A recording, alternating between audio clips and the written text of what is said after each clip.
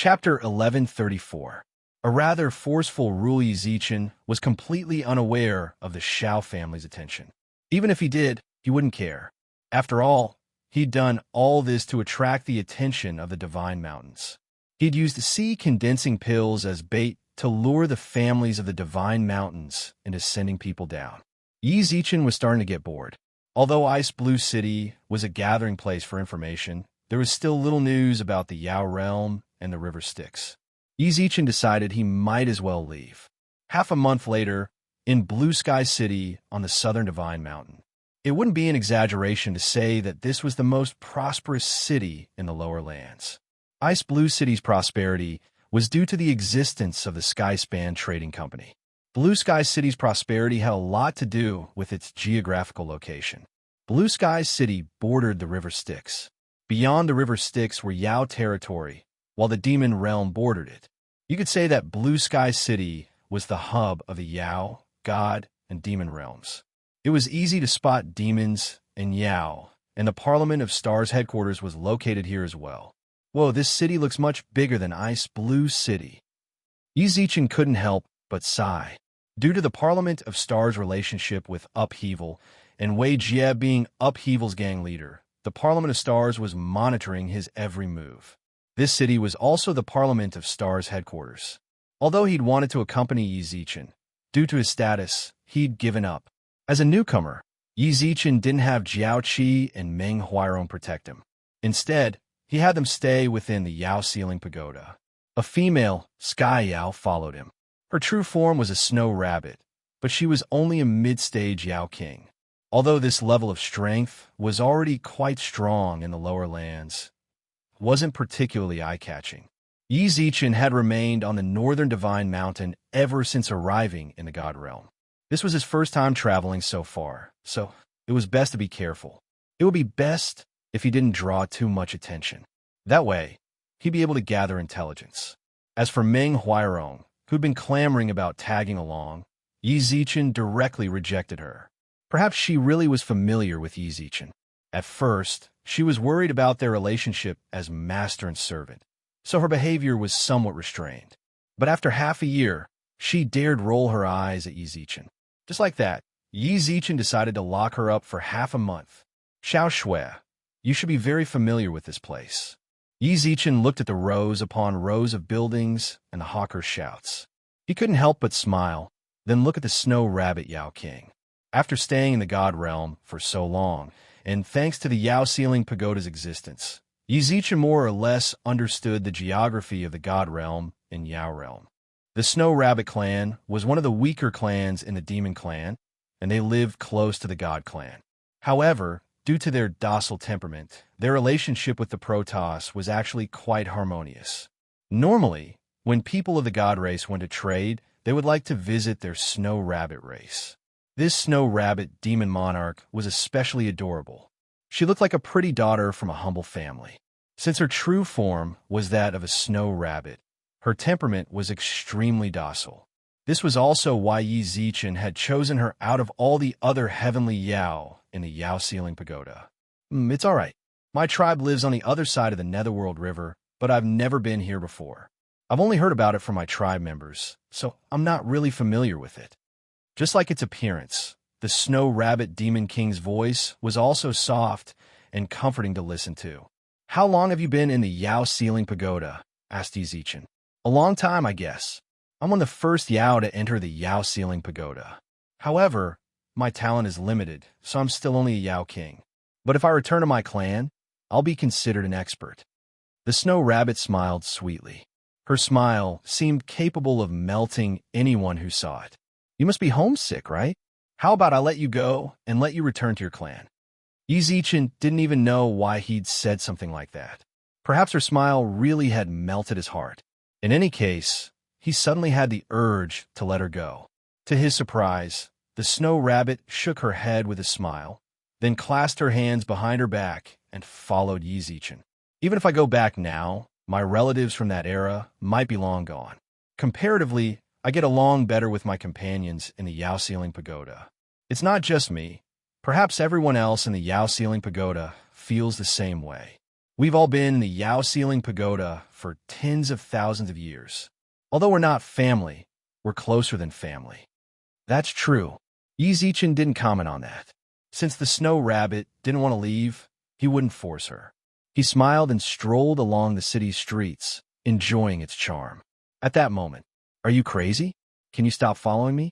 Not far ahead of Yi Zichen was a girl in a white dress. She looked to be around 14 or 15 years old. Her hands were on her hips, her eyebrows were furrowed, and her hair was braided into dozens of braids. She looked especially shrewish. Her eyes widened as she looked at the young man in front of her. Behind the young man were a few attendants. "They're all Yao." The snow rabbit batted her eyes and laughed. Yi Zichen arched his brows. He sensed that the attendants were all immortal kings, and that the youth was an early-stage immortal king. "Mother, you and I are both divine beasts, and we're both canine divine beasts. My clan isn't weak in the Yao race, so why are you so dismissive of my love? Yao respect the strong. You're just a heavenly Yao, and I'm a Yao king. What right do you have to refuse me?" The youth tried his best to console her, but Yi Zichen understood. The youth was confessing his love to the girl, but the girl was dismissive. However, feelings were mutual. What did it have to do with strength? Yi Zichen glanced at the snow rabbit, who explained softly, "That's actually how we Yao are. We respect the strong.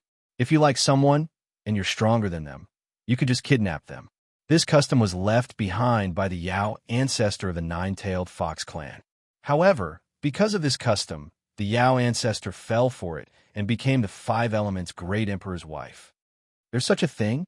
Yi Zichen had heard of the story of the Five Elements' great emperor and the nine-tailed fox clan. However, he never would have guessed that the Yao had this sort of custom. If you like someone, you could just kidnap them, as long as they were stronger than you? Wow, what a domineering custom. However, at that moment, the girl laughed disdainfully. She put her hands on her hips and curled her lips. "I don't like you. You're nothing but a high-grade divine beast. Do you know who I am? I'm a heaven-devouring dog, a primordial divine beast. Why don't you take a good look at yourself first? Never mind you. Even if your father came to confess his love to me, I wouldn't agree to be your mother." Chapter 1135. Divine Beast Levels. As soon as the sinister youth finished speaking, his subordinates really did surround the shrewish girl. From the looks of it, they really were going to kidnap her on the street. The surrounding peddlers acted as if they were used to this. They calmly stowed away their stalls into their spatial rings, then retreated to a safe distance to watch the scene unfold. The pedestrians on the street did the same. Some took a detour, while others simply stopped to watch the commotion. However, not a single one of them looked like they wanted to help. It's really just a robbery? Yi Zichen, who'd never received this sort of education, paled in shock. He'd received an excellent education back in the modern realm. Not even the Yao of the beast region he'd met in the three realms had this sort of open robbery. Now that he'd suddenly experienced this, he was a bit dumbfounded. Despite being surrounded by several Yao kings, the girl didn't panic at all. She glanced indifferently at the Yao kings, but her bright eyes betrayed a faint hint of excitement. "At home, Dad's always watching over me, so the guards don't really dare attack me. I'll use you guys to test out my skills." As she spoke, the girl tilted her chin up and snorted, then beckoned the Yao kings over. "Come on." The Yao kings seemed to be frightened by the girl's indifference, and none of them dared to speak up. The youth, on the other hand, furrowed his brows darkly, then gnashed his teeth and shouted at his subordinates. "What are you all standing around for?" As the young man shouted angrily, all the Demon King level experts charged at the girl. From their paces, it was clear that they were well trained. When they attacked, they didn't take any unnecessary steps. Instead, they attacked the girl in the most concentrated manner possible. When she saw the Yao King's attack, the girl unhurriedly stuck out her tongue. She tapped the ground with the tips of her feet, then spun through the Yao Kings like a spinning top. Although it looked very thrilling from the outside, in reality, no matter how the Monster Kings changed their moves, the young girl was always able to avoid them at the most critical moment. All the onlookers were dumbfounded. Some of them could sense that the girl was only a heaven immortal, but she was able to play with several Demon Kings in the palm of her hand. It was truly amazing. Those lesser demons are going to suffer. Snow Rabbit, who was also a spectator, covered her mouth and chuckled. These lesser demons are just ordinary demons. Although they are demon monarchs, how can their strength compare to the sky-immortal ancient divine beast, the heaven-devouring dog? Rather than letting them make a move, it would be better for that young man to make a move himself. There's something like that. Yi Zichen looked towards the Snow Rabbit. My lord, you may not know much about our demon race. Divine beasts are far superior to ordinary demon race in terms of talent and other aspects. Especially ancient divine beasts and super divine beasts. Their talent is even more monstrous. To put it bluntly, ordinary Yao Kings are roughly the same as human immortal kings, but Yao Kings at the level of divine beasts can challenge human supreme level experts. The main reason why humans are the #1 race is simply because they have more people. The Snow Rabbit's voice was soft and squishy, but it was this soft and squishy voice that said such rude words, which made people feel very strange when they heard it. However, Yi Zichen found it hard to believe. Humans do indeed have an advantage in terms of population, but if the Yao race is stronger than them in terms of peak strength, then the Yao race will still be the #1 race, won't they? Based on what you're saying, if Yao Kings can beat human supremes, then diviners can beat human rulers, right? My lord, that's not quite right. When a Snow Rabbit heard that, she giggled. Humans who can become rulers are all saints. In truth, saints aren't that much different from Yao race's super divine beasts. That's why, in terms of peak strength, there's not much difference between humans and Yao. However, the human god emperor really is no match for our Yao race's eastern monarch, Tai Yao Emperor. Back in the day, only the 5 elements great emperor could stand up to him. As the Snow Rabbit and Yi Zichen debated, the girls' battle with the Yao Kings seemed to be coming to an end. Everything was as the Snow Rabbit had said. Those Demon King level experts did not gain any advantage against her. Instead, they suffered injuries of varying degrees. When the girl punched out again, the last Demon King who was fighting with her was also smashed to the ground. Only then did she giggle, clap her hands, and shrug at the youth. Hurry up and scram, or I'll beat you up as well. She waved her fists, then turned and left without so much as a backward glance. The onlookers instinctively made way for her, but the youth's expression changed. His body flashed, and he reappeared behind the girl, then slapped her on the shoulder. The girl had clearly anticipated this. She grabbed the youth's arm, turned around, and kicked him. Her kick tore through the air, snapping the ancient trees by the side of the road in half. As the onlookers sighed, the youth grabbed the girl's ankle with his left hand. Let go. After struggling a few times, she realized she couldn't escape his grasp. Her face contorted in fury and anxiety. She bit her lip and roared, Impudent! Impudent! You dare to grab my leg? Do you want your clan to be exterminated? The Yao race had a clear hierarchy. The girl was a member of the primordial heaven-devouring dog clan, so it wasn't unreasonable for her to say something like that to a youth who was only a high-grade divine beast. However, the young man merely smiled indifferently. His hand caressed the young girl's ankle without any scruples, and he even vaguely climbed up her calf. Let go. I'm a primordial heaven-devouring dog. The anxious girl kicked her other leg up, but it was pressed down by the young man's leg in midair. I know. You've already said it more than once. Exterminate your clan? So long as I take you back to my clan, what's left of you? What can your clan do to me? Won't we just have to obediently turn big problems into small ones, and small ones into nothing? Peak-level clans like you care about face above all else, don't you? What's going on? Why can't I beat him? Yi Zichen arched his brows. That youth is a high-grade divine beast. Even among divine beasts, he's relatively strong. Although that girl is a primordial divine beast, her suppression over high-grade divine beasts is minimal. Add that to the fact that he's a Yao King, and her pressure is practically negligible. How pitiful. If I were a divine beast, I'd definitely help that girl. The Snow Rabbit hung her head dejectedly. Her true form was that of an ordinary Yao. Although she was a mid-stage Yao King, she was no match for that youth. Chapter 1136. An emissary of justice, when Yi Zichen saw the snow bunny's expectant gaze, he didn't dare look her in the eye. Attack? That didn't feel right. He'd just arrived and hadn't even gotten a clear grasp of Blue Sky City's situation. Now he wanted to interfere with Yao's affairs. Wasn't that a little too high profile? Little Snow. Yi Zichen laughed awkwardly. He'd already prepared an excuse to brainwash the soft-hearted snow bunny, but to his surprise, the girl sneered disdainfully. Have you thought it through? I'm the daughter of the Parliament of Stars' second pavilion head. You spoke rudely to me and took advantage of me. My father and mother, as well as my uncles, have definitely sensed it already. You should know about the Parliament of Stars, right? If I were you, I'd take my followers and scram right now. The young girl's eyes revealed a faint trace of coldness, causing the arrogance in her bones to become more obvious. When the onlookers heard about the Parliament of Stars, they were all astonished. In the past half year, there had been two major factions in the limelight. One was upheaval, but their main territory was in the north. The other was the Parliament of Stars.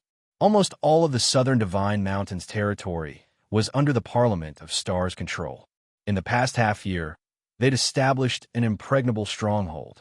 If this girl was the daughter of the Parliament of Stars' second pavilion head, then, when a youth heard the words Parliament of Stars, his eyelids twitched. Although he was Yao, he lived in Blue Sky City. How could he not know about the Parliament of Stars? From the way his arms trembled, he could sense his fear and unease. The girl snorted confidently. Hurry up and take your filthy hands off me. Do you want to die? In the face of her relentless threats, the youth's gaze flickered. Clearly, he was already wavering. However, there was a saying, when things reach an extreme, they would move in the opposite direction. The more pressure the girl exerted on the youth, the more despair he felt, the more he'd counterattack. The youth's gaze had already shifted from fear to sinister. As soon as the girl said she was the Parliament of Stars' second pavilion head's daughter, Yi Zichen knew he couldn't stay out of this. The Parliament of Stars. This was the perfect opportunity to infiltrate their ranks. You forced my hand.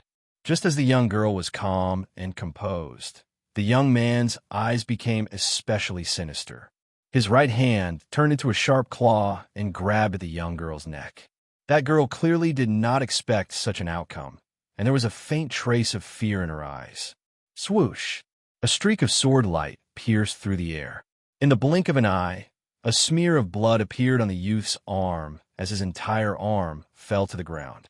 Ah! The one-armed young man clutched his bleeding arm and screamed. Yi Zichen, who was still in the middle of swinging his sword, put it away and walked in between the young man and the girl. Tisk, audacious maniac, you actually dare to molest a young girl in broad daylight. The snow bunny's first reaction was to comfort the girl, but when she heard Yi Zichen's slightly comical tone, she froze. Sister, is he your friend? The girl was also shocked by Yi Zichen's funny tone. The snow bunny really wanted to tell her that she didn't know him. But, in the end, she bit her lips and nodded heavily. Ow, all right. The girl grinned sheepishly. She didn't know what to say. Yi Zichen knew all of this, but he didn't care. He simply looked at the youth calmly. You. The one-armed young man looked up, his eyes bloodshot. Sensing his gaze, Yi Zichen pursed his lips and arched his brows. What did I do? Get back to me. You've got guts, haven't you? It's broad daylight, and you dare molest a young girl? If you were in my territory, you'd be sentenced to at least 3 years in prison. How dare you glare at me? The youth didn't understand what Yi Zichen meant by 3 years. All he knew was that he'd lost an arm. Do you know who I am? I don't care who you are. As an emissary of justice, even if you're the Emperor of Heaven, I have to punish you. When he sensed Yi Zichen's aura, the youth swallowed his curses. He nodded solemnly, as if he wanted to carve Yi Zichen's face into his heart. Then he gnashed his teeth, rose to his feet, and laughed sinisterly. I'll remember you. Just you wait. I'll definitely make you regret this. After leaving behind these ruthless words, the young man left with his followers.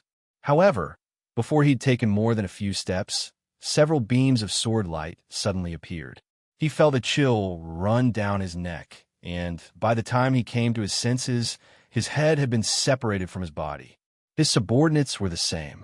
Their heads were separated from their bodies, and they fell to the ground.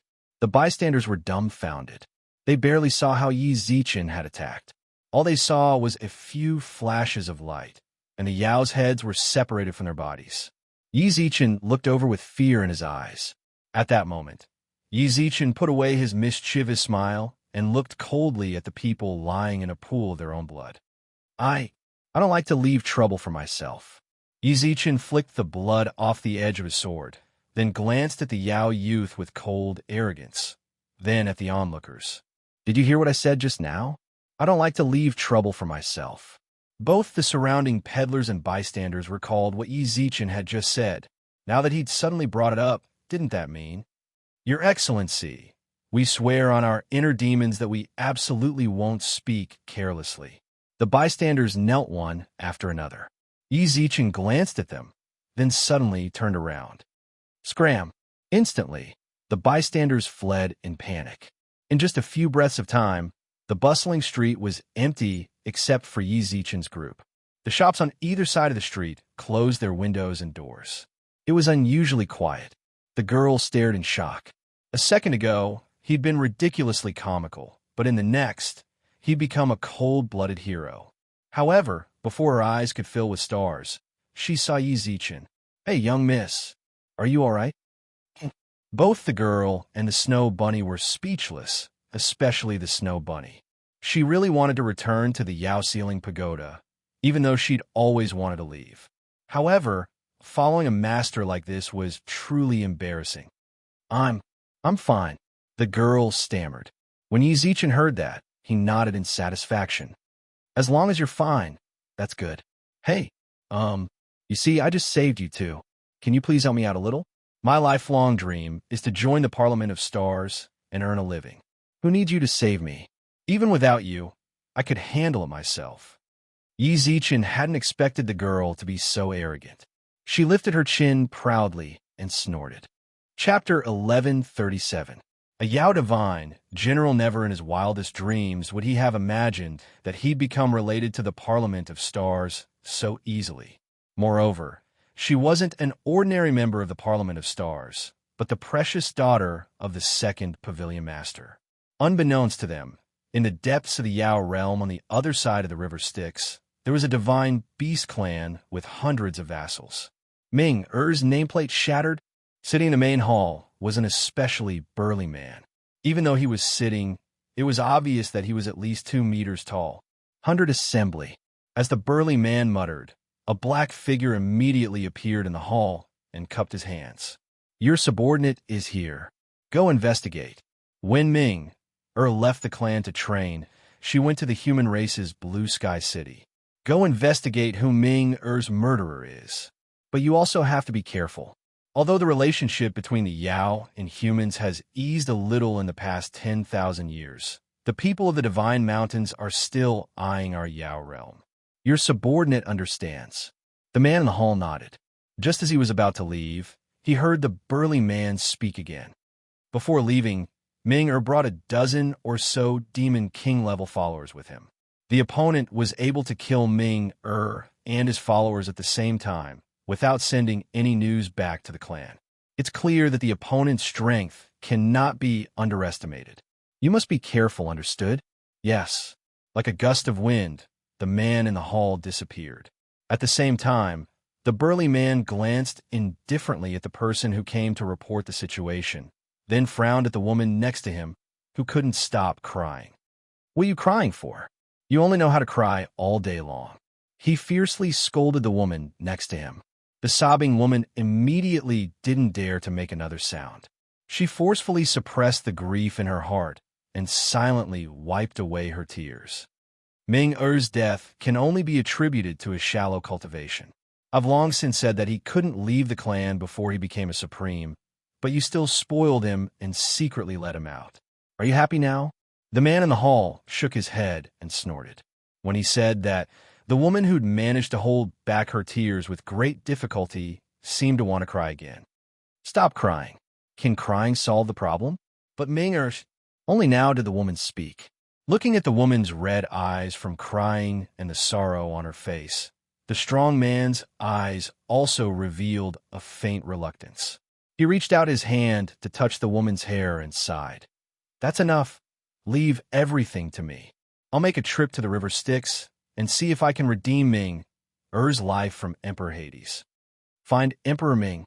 Hearing this answer, the crying woman's eyes lit up, but they quickly dimmed. I'm afraid it won't be easy to get someone from Emperor Hades. The nine-tailed Great Empress came looking for him a few years ago, but he refused to let her in. The East Royal Emperor wanted to ask him to release his disciple from the River Styx, but how would I know if I don't try? Besides, what I'm asking for is different from them. The woman in the hall fell silent. Back then, the nine-tailed Heavenly Fox Empress and the Eastern Monarch Tai had both asked for impossible things. One was to resurrect the Five Elements' Great Emperor, while the other was to resurrect the sovereign who held a grudge against the entire demon race. How could Emperor Hades possibly agree? But they were different. They only wanted to resurrect a Demon King-level descendant.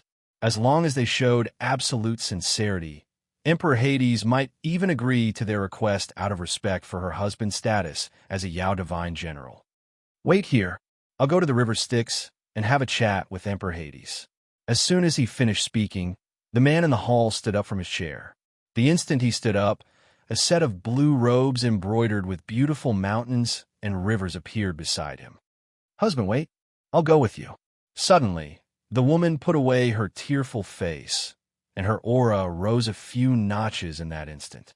If two Yao Divine Generals pay a personal visit, perhaps our chances of success will be higher. The burly man couldn't help but freeze. Perhaps he'd almost forgotten that his wife had taken care of him and raised their children after they married. But before they even got married, she was one of the 99 Yao Divine Generals of the Earthly Fiends. She'd risen to fame even earlier than he had, and had single-handedly exterminated an entire tribe of divine beasts. The Violet Gold Rakshasa. Yizichin naturally had no idea that the little Yao King he'd casually killed had such a background. Right now, he was still basking in the joy of entering the Parliament of Stars. But it had to be said that the girl he'd saved was absolutely its Sundara. He was clearly the young girl's savior, but because he said he wanted to enter the Parliament of Stars, the young girl really became his subordinate and was ordered around. The Snow Rabbit and him followed the young girl's attendant and strolled around Blue Sky City for half a day. Wait, it wasn't just him and the Snow Bunny. She and the girl were on extremely good terms. The two of them even called each other sisters. He was probably the only one who'd become her subordinate. Now that he thought about it, it was laughable. On one hand, he was the villain who'd saved her life, and on the other, he belonged to her. But despite his status, he'd been reduced to a mere follower. Just as Yizichin was about to collapse, a figure flitted across the sky above Blue Sky City. He wore a white robe and was a medium build. His long, black hair was streaked with a few strands of white. Not long after he landed in front of the girl, hundreds of people appeared in the sky above Blue Sky City. These people were all wearing azure robes with star patterns imprinted on them. What was even more shocking was that these people were actually all Celestial King realm experts. Little sis, are you all right? The man who'd first appeared hurriedly ran over to the girl and looked her up and down. The girl looked at him speechlessly and curled her lips. You guys sure got here fast. Fortunately, I'm blessed with good fortune. Otherwise, I would have been kidnapped and taken to the Yao race as a wife by now. The girl rolled her eyes. The man in front of her laughed. Who's so bold as to kidnap my little sister and make her his wife? Who's so bold as to kidnap my little sister and make her his wife? Don't let me catch you, or I'll cut off one of your dog legs. Forget it. You won't be able to cut off a dog leg, but you can take a dog head. But forget it. In any case, I'm fine. She rolled her eyes at the man. In response, the man narrowed his eyes, but said nothing. Instead, his gaze fell on Yizichin and the Snow Bunny. You two must have helped my little sister out of her predicament. Our Parliament of Stars will forever remember this kindness. With that, he bowed deeply to Yizichin and the Snow Bunny. When he saw this, Yizichin couldn't help but nod in satisfaction. This was the attitude one should have toward their saviors. To his surprise, before he could say anything, the girl refused. What kind of nonsense are you remembering? Even without him, I could have gotten out of trouble all the same. The girl snorted proudly, then glanced coolly at Yi Zichen. Chapter 1138. Little White Follower. Follower? When Yi Zichen heard this, his expression froze. He was the grand leader of Upheaval, the famous Grandmaster Yi of Ice Blue City. How would he be his follower? What a joke. He'd never been anyone's follower in his entire life. Right now, he just wanted to break into the Parliament of Stars.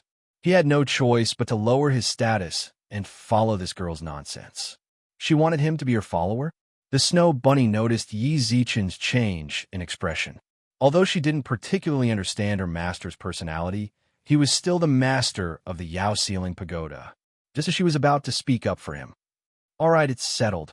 Just a moment ago, Yi Zichen's expression had been one of irritation, but now, in the blink of an eye, he looked completely willing.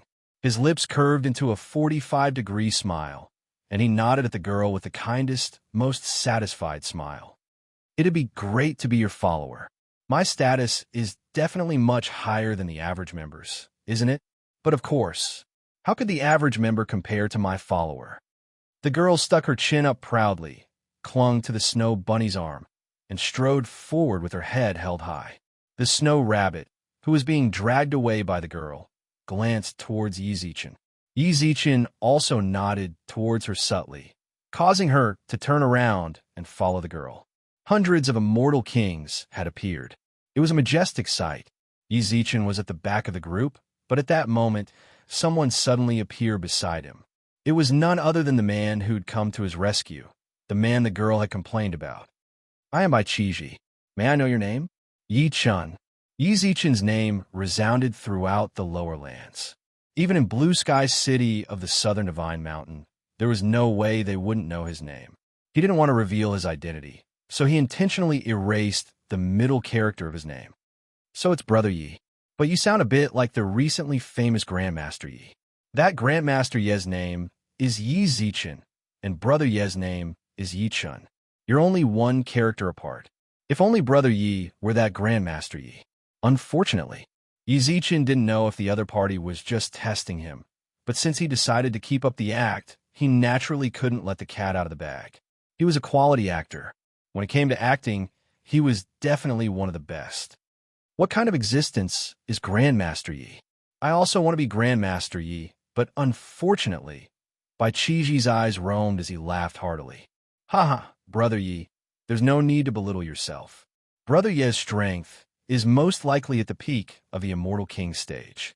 This kind of strength is already at the peak of the Lower God Mountain. By the way, I hope, Brother, you won't take offense. My little sister is indeed a little naughty and mischievous. I hope that you, a peak stage Immortal King expert, won't take her words seriously. Are you joking? I took it seriously. Yi Zichen immediately put on a shocked expression and looked at Bai Qiji. AI Bai, your young lady's older brother, so I'll call you young Master Bai. You flatter me, you flatter me. Of course, of course. You're both the second pavilion head's children, so from now on, you'll all be under my command. You have to call me young Master Bai. Yi Zichen didn't give him time to argue. I'm telling you, young Master Bai, your young lady really knows how to cause trouble. Although I haven't known her for long, I can tell that she's definitely a troublemaker. That, more or less. Bai Qiji nodded. See, then she needs an extremely strong person to stay by her side and smooth things over for her. Yi Zichen instantly stood up straight and patted his chest with his right hand. I can do it. Bai Qiji narrowed his eyes and looked Yi Zichen up and down. His eyes glinted faintly. Having Brother Yi take care of my little sister is naturally great. After expressing his affirmation, his gaze revealed a threatening aura. But if Brother Yi wants to take advantage of this opportunity to get close to my little sister or the Parliament of Stars, I think Brother Yi should stop as soon as possible. In the face of this threat, Yi Zichen's smile faded somewhat. Young Master Bai, I don't quite understand what you're saying. It doesn't matter whether you understand or not. When we get home, Father will decide for himself. I'm just here to warn you. Once we get home, I'm afraid it'll be too late for Brother Yi to stop. I'm your little sister's benefactor, laughed Yi Zichen. I'll naturally remember that. I'll definitely repay you in the future. But don't say I didn't warn you, Brother Yi. I don't want anyone to hurt my little sister, no matter the reason or method. If I find out, I won't let them off the hook. Bai Qiji cupped his hands in greeting, then hurried to the girl's side. Yi Zichen stayed behind. He couldn't help but smile faintly. As he recalled Bai Qiji's threatening tone, the corners of his lips curled into a smile. Less than an hour later, Yi Zichen followed the group to a residence. There were 2 stone statues in front of the main gates. The gates were a fiery red, and a plaque hung above the entrance. The Bai residence. When they entered, the courtyard was like a painting of mountains and rivers. It was extremely pleasing to the eye. Bai Qiji dismissed the hundreds of immortal kings. At the same time, a beautiful woman walked out of a room. Mother! When she saw the woman, the girl giggled and ran over to her. Bai Qiji walked up to her and cupped his hands. Mother! The woman lovingly tousled the girl's hair.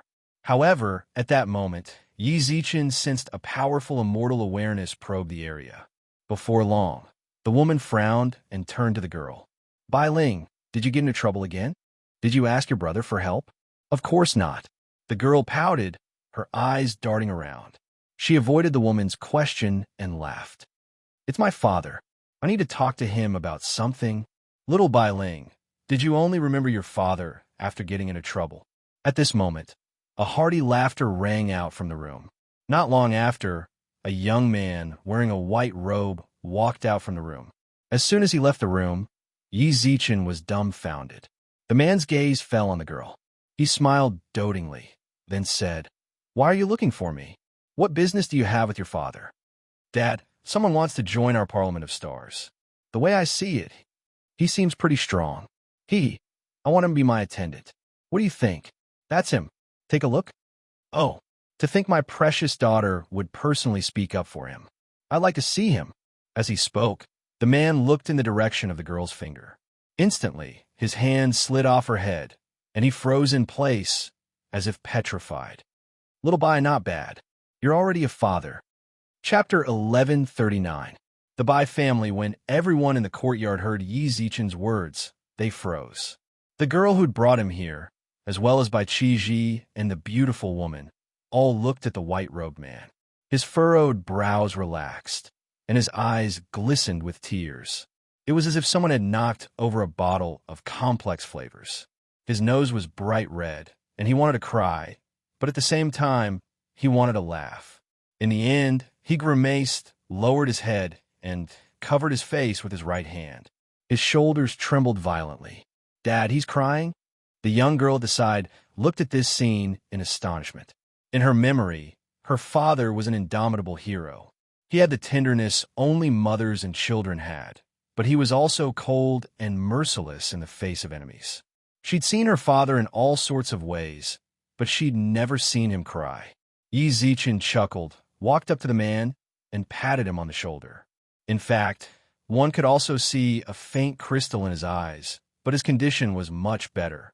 He pursed his lips and said with a smile. He pressed his lips into a smile and said, You're a father now. It's not good to cry in front of your child. You're no longer that Sunder a little white. Boss. When the man heard this, he could no longer contain his emotions. He reached out and hugged Yi Zichen. The bitterness in his heart overflowed like a broken dam, and hot tears overflowed from his eyes. This was none other than Little White, the poodle Yi Zichen had gotten from the heavenly court in the modern realm. He'd been the young master of the sky-devouring dog clan back in the 3 realms. When he saw that it was him, Yi Zichen was astonished. Memories surfaced involuntarily in his mind. It was as if everything had happened just yesterday, but when he looked back, it was already 100 years ago. Little White had ascended from the beast region to the god realm. He'd grown from a naive youth into a father. Time really did fly by. Boss, I knew you wouldn't die. An hour later, Little White calmed his emotions and sat down with Yi Zichen at the stone table in the courtyard. I guess I was lucky. I should have died when I was sealing chi, however. Someone separated my soul and made me reincarnate again. Actually, my soul is still missing a part. When Gu Zichen rescued Yi Zichen, His 3 spiritual and 6 physical souls had already begun fusing with Danglong. It wasn't quite possible for him to completely strip off his soul, so he left one of his 6 physical forms behind. He had never told anyone about this, but he didn't need to hide anything from Little White. 3 spiritual souls and 6 physical souls. Lacking 1 physical soul would directly affect his comprehension of the Tao techniques of heaven and earth. Recently, when he was comprehending the 5 elemental arts, he could feel that as his comprehension of the 5 elemental arts deepened, the drawback of losing a soul became more and more obvious. Yi Zichen was practically certain that if he didn't retrieve his soul, it would be very difficult for him to perfect his Tao of the 5 elements and condense a Tao heart. He actually lost a soul. Hearing this news, Xiao Bai knitted his brows. He was no longer the ignorant Xiao Bai from before. Right now, he was also an expert that was about to step into the Earth's sovereign realm. So he was clear about the influence of the soul on the comprehension of the heavens and earth. Then what are you going to do with it? What else can I do? When the opportunity arises, I'll just go down and retrieve my soul. Yi Zichen smiled relaxedly, then changed the subject. What's the point of saying all that? How about we talk about you instead? You're not bad, kid. I haven't seen you for so long, but you've already gotten married and have kids. Aren't you going to introduce me to my sister-in-law and those 2 kids? When Little White heard that, he immediately blushed and grabbed the woman's hand. This is Bai Qiao. She's also a heaven-devouring dog. I got to know her after you sealed Danglong. The beautiful woman also smiled and said, Big brother Yi. Little White smiled and nodded. Then his gaze landed on the girl and Bai Qiji. This time, however, he wasn't as bashful as before. Instead, he glared at them and shouted, Come here. You 2 come here. The proud girl and Bai Qiji, who'd threatened Yi Zichen in the past, lowered their heads and walked over. Just now, the 2 siblings had been wondering what to do. Yi Zichen clearly had a close relationship with their father, but it seemed they hadn't treated him kindly on the way here. This is Bai Qiji, my eldest son. Qiji, call him uncle. Bai Qiji cupped his hands in greeting. Uncle. With that, he hurriedly took a step back and bowed deeply. Uncle, please don't take offense to the things your nephew said to you on the way here. What did he say? Little White tilted his head and frowned. Bai Qiji said nothing. Yi Zichen laughed and shook his head. It's nothing. Hurry up and introduce me to this girl. In truth, I want to get to know her more. When the girl heard Yi Zichen mention her, her face contorted into a bitter melon. She stood to the side, scowling miserably as she fidgeted with the hem of her clothes. What are you doing? I didn't know you knew my dad. You're my elder. You can't be so petty, can you? How can you speak to your uncle like that? Yi Zichen scolded the girl viciously. When she saw Little White's angry expression, she hurriedly shrunk back and pouted. This is my youngest daughter, Bai Bailing. Perhaps I've spoiled her too much, so she... Big bro, did she offend you somehow? She even said she wanted you to be her bodyguard. That damn girl. She has no respect for her elders. Little White rebuked her angrily. Bai Bailing pursed her lips and lowered her head. She repeatedly drew circles on the stone table. Yi Zichen, however, generously waved his hand and smiled. It's fine. She's just a kid. Bailing's not bad. She's full of energy. It's just that her mouth is truly poisonous. Girls should be gentler. With that, Yi Zichen's spatial ring lit up. Before long, a pile of divine weapons, pills, and talismans appeared on the stone table. There were so many that the entire table wasn't even able to fit them all. The extras hung in the air. It's our first time meeting, so as your big brother and uncle, I can't be stingy. Consider these little trinkets a greeting gift for you and your children. The dazzling array of treasures dazzled Little White and the others. Even Bai Bailing's eyes widened as she reached out. Demigod artifacts, sky immortal pills, 9th grade defensive talismans. Bai Bailing's exclamations hadn't stopped for a moment. She looked through all the treasures, but to her surprise, she didn't find anything below the 7th grade. Bai Bailing's childish face was filled with shock. Then, she heard Bai Bailing speak. Then she heard Bai Bailing say, Uncle, what exactly do you do? Her father was the second pavilion head of the Parliament of Stars. His family was well off, but her family didn't have any demigod artifacts. As for those defensive talismans, they had 10th and 11th grade ones. Chapter 1140. Chapter 1140. 100-Year Upheaval, huh? By Bustling, who'd been happily fiddling with her demigod artifact, dropped it. She stared blankly at her uncle, who was smiling at her, and then looked at her father's face a few times. Upheaval. By Chiji and by Qiao froze, but Little White was the only one who laughed after a brief pause. As expected of boss, Wei Jie and the others are the ones you pushed into the light, right? That's right. I don't have the time or energy to take care of things like this. Wei Jie and the others are my trusted aides I met when I first arrived in the lower lands. I'm at ease leaving it to them. Yi Zichen nodded non-committally, then turned to Little White. How did your Parliament of Stars get established? Wei Jie told me that you're a new faction. In just half a year, you've taken control of over 30% of the lower lands factions. Isn't that all thanks to Yinshang? Little White sighed inexplicably. Big brother, you might not know this, but just half a year ago, Yinshang became a diviner. He became a diviner? Yi Zichen was stunned. Earth Supreme, Sky Supreme, Diviner, Ruler. Back in the lower three realms, Yinshang had only been an Earth Supreme, but now. Just as Yi Zichen was astonished by Yinshang's breakthroughs, he remembered that he'd been reincarnated for over 100 years. He was the Emperor Star's Minister of the Left, after all. It wasn't impossible that he'd become a diviner. That's right. He became a diviner half a year ago. Anyone who can become a diviner is an overlord of the lower lands and can establish their own faction. In truth, none of us believe you're dead, so Yinshang used the Parliament of Stars as a name. In truth, he founded this faction for you.